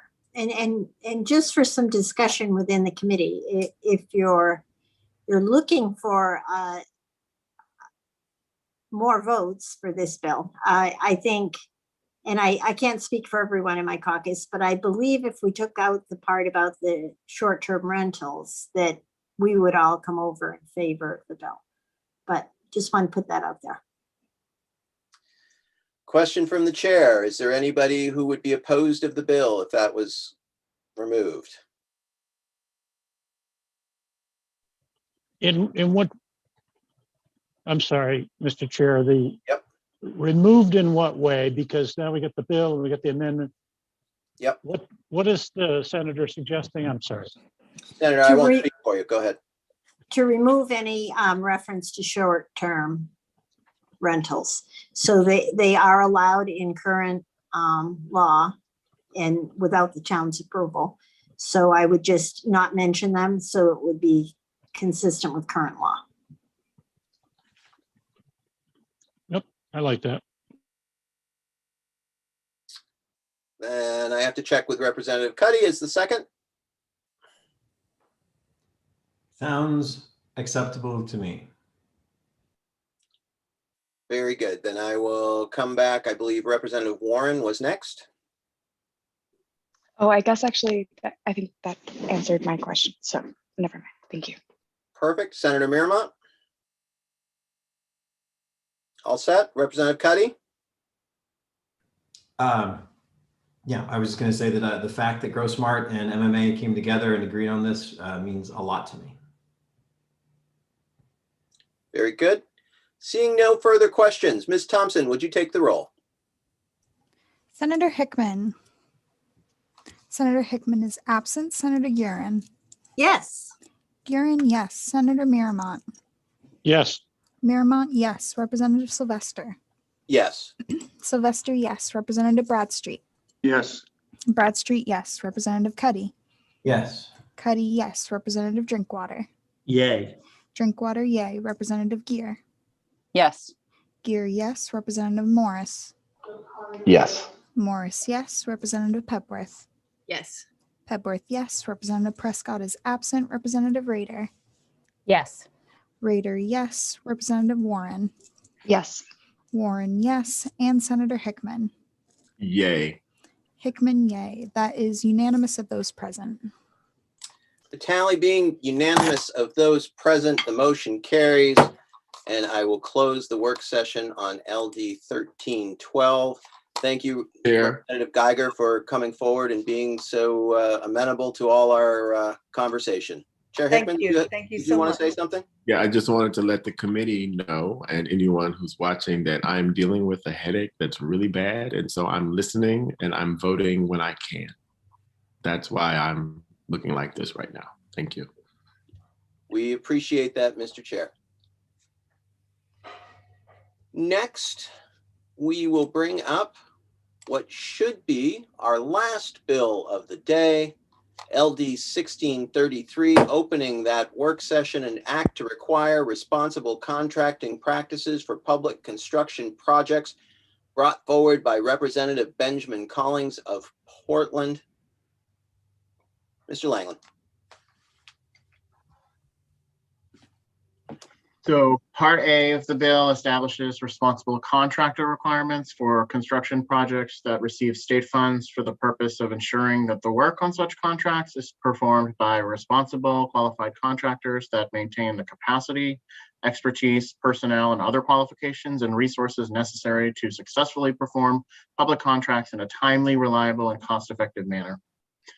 The part outlines a responsible contractor certification process to be administered by the Department of Administrative and Financial Services, Bureau of General Services. Part B requires the state to use project labor agreements for large-scale construction projects that receive state funds of $10 million or more. Project labor agreement is a pre-hire collective bargaining agreement with one or more labor unions that establishes the terms and conditions of employment for a specific construction project. The bill contains similar provisions to LD 1639 from the 129th legislature.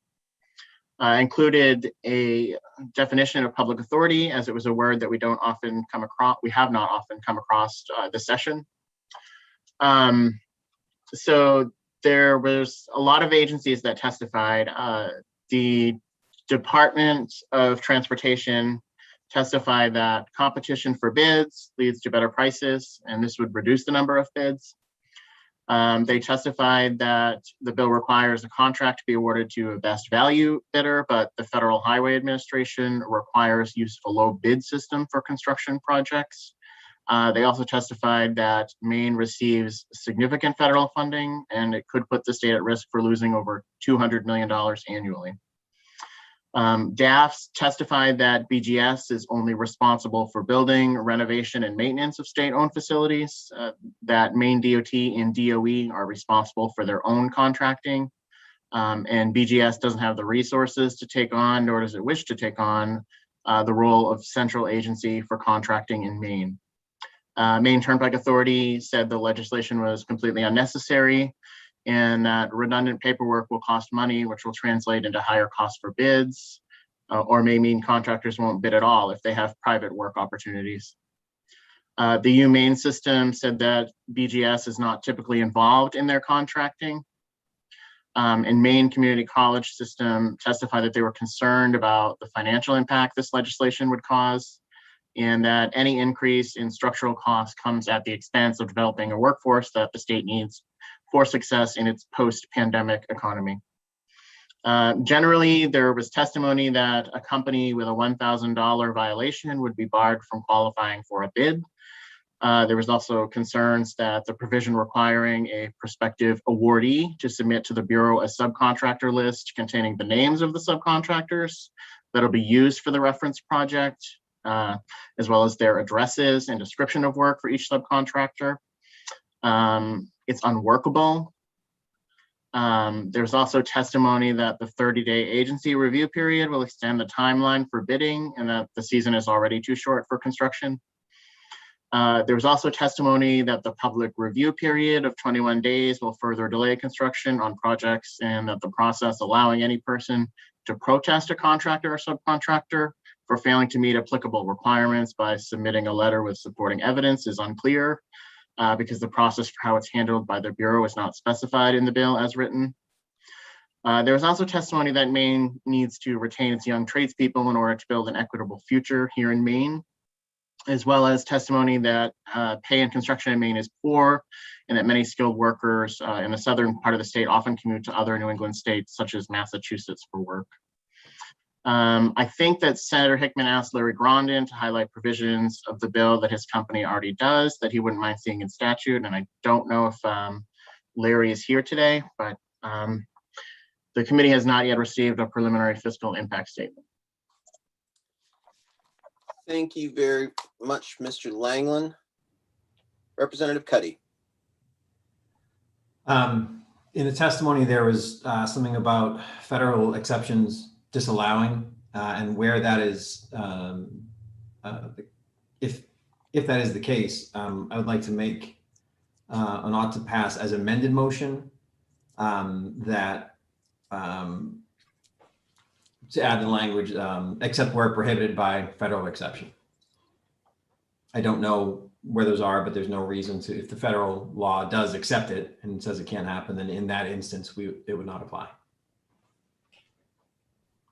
The motion has been made, ought to pass as amended. Is there a second? Seconded by Representative Warren. Is there discussion? Representative Drinkwater. Thank you, Mr. Chair. I'll make this quick. I should be done with my comments by at least 5:30. I'm sorry, Representative, we can't hear you. Your audio seems to be freezing. I must have a virus. I like what Commissioner Mills had to say when he gave testimony. He said, number one, it's a solution looking for a problem. Number two, in order to vote for this bill, you're going to have to find three things. One, that the DOT does not do a good job. Number two, that the employees they hire are subpar.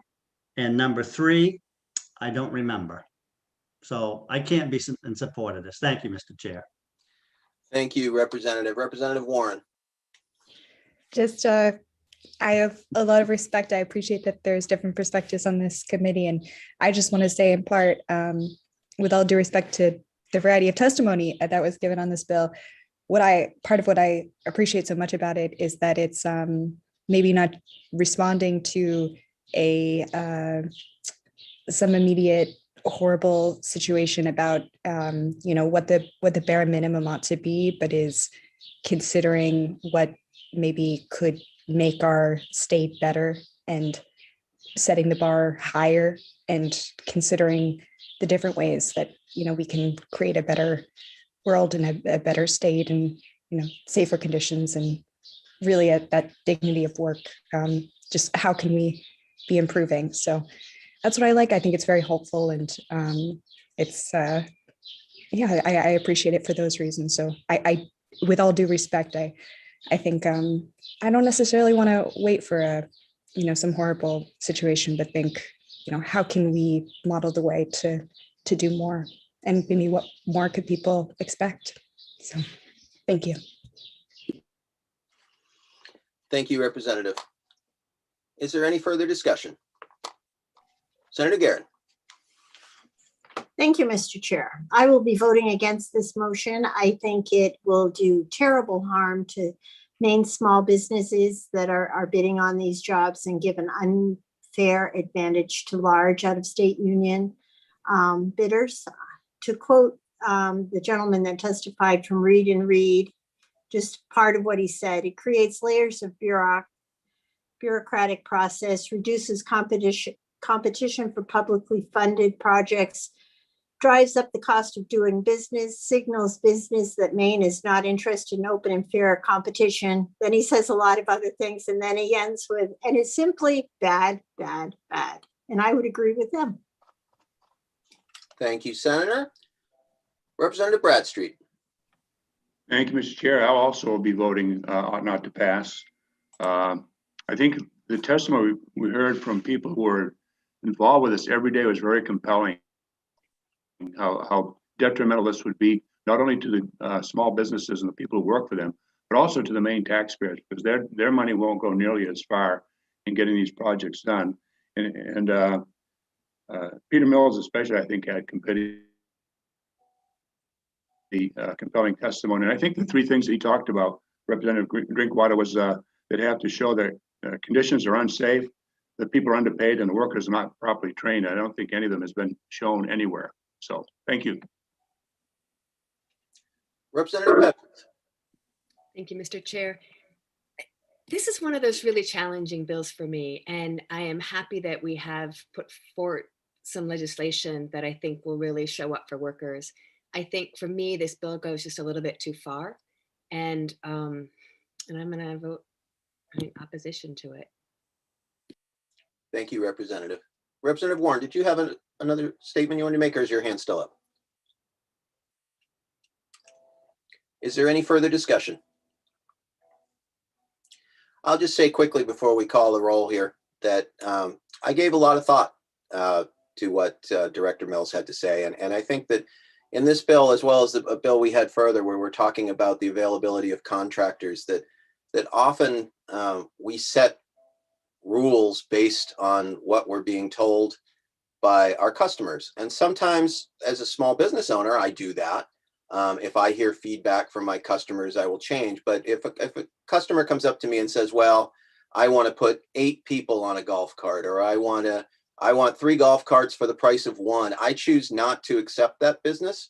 And that seems, and I send them up the road. And that seems to be what many of these contractors are saying, is that they just choose not to want this business. And that's fine. And that is absolutely their right. But we as the state have the right to set the aspirations for the way that we want our money to be used.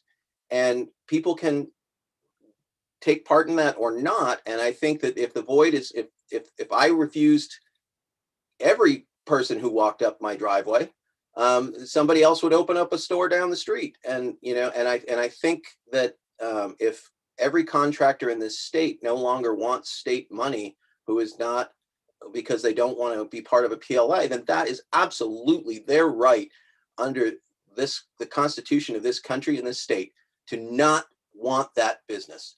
And so I appreciate all of the comments today and all of the thought that has been given to this. And Representative Gear, did you want the last thought? Thank you, Mr. Chair. Hard act to follow, but yeah, I was going to add just a couple of points. And I think for me, this took a lot of thought as well. And for me, the idea that we heard testimony that we already do all of these things. We're already on top of this stuff. And when I hear that again and again, as a business owner, what that says to me is if you do it already, then you should have no problem with these this set of expectations being in place across the board. And for that reasons, I will be supporting the motion. Thank you. All right, Ms. Thompson, if you would call the roll. Senator Hickman, Senator Guerin, No. Guerin, no. Senator Miramont,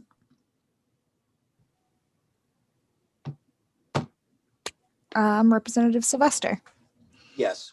Sylvester, yes. Representative Bradstreet, No. Bradstreet, no. Representative Cuddy, Yes.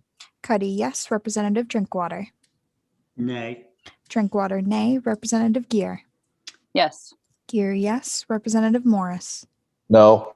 Morris, no. Representative Pebworth, No. Pebworth, no. Representative Prescott is absent. Representative Rader, Yes. Rader, yes. And Representative Warren, Yes. Warren, yes. Senator Miramont, Yes. Miramont, yes. That is 6-5 with 2 absent.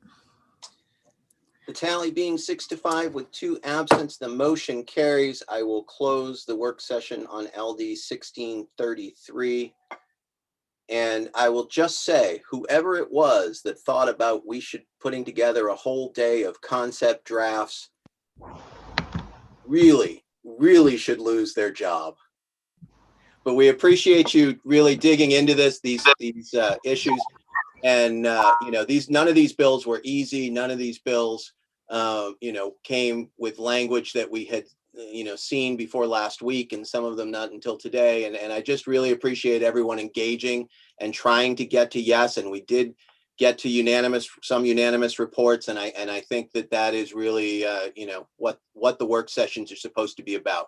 So we appreciate you. Representative Drinkwater. Yes, Mr. Chair, may I just in closing say, I would encourage all my fellow committee members to call their local code enforcement officers and talk to them about mobile home ordinances. That I think would really enlighten us all. Thank you, sir. Thank you. And I will, and I'll just say, if you can reach out to some of the mobile homes in your area, if you can reach out to whoever in your municipality deals with that, even beyond codes, if there's complaints, I mean, that's just one, you know, we're in the middle of an ocean standing on a bottle cap, and I don't know where we're going with that one. So it would be great to try to figure out if there's a way that we can help those people who, you know, who need the help. without over-regulating. And I think that's the goal for everybody. Mr. Langland, do you have anything else for us? Thank goodness. All right. And that will conclude. Oh, Representative Warren. I'm so sorry. I just wanted to say thank you for people indulging me on that one, especially. And I also think that I want to see something on it. I just had some concerns about which things would be at that place and want to make sure everyone is protected. Thank you. And I'll just add before we go, Representative Bradstreet, if you would thank everybody who was here today, all those folks you brought forward, we really appreciated having them. And we'll try to endeavor to see if we can find somebody to come and answer some of those questions, one of the inspectors or something. So Mr. Langland, if you could reach out to them when we schedule this next work session for this bill again, that would be great. Yeah, I will certainly do that. And I appreciate what the committee did today. I might also want to add that Ms. Smith and Mrs. DeFossis own a community which is a model community located in Representative Warren's district. I was going to give offer a tour of it to the committee a year ago, but of course things didn't turn out with the COVID and everything. I think you'd be pleasantly surprised and amazed what the people there think of their community. There's a waiting list. There's always a waiting list to get in, and it is a model community. Too bad everybody didn't do that. I agree. Sure. Thank you. Thank you. And we wish them both well, and that they are able to be a model for this state for a long time to come. Yeah. All right. And with that, we close this hearing, this work sessions of the Labor and Housing Committee, and we wish you all a fond evening. Thank you. Take care, everyone. Well, everybody.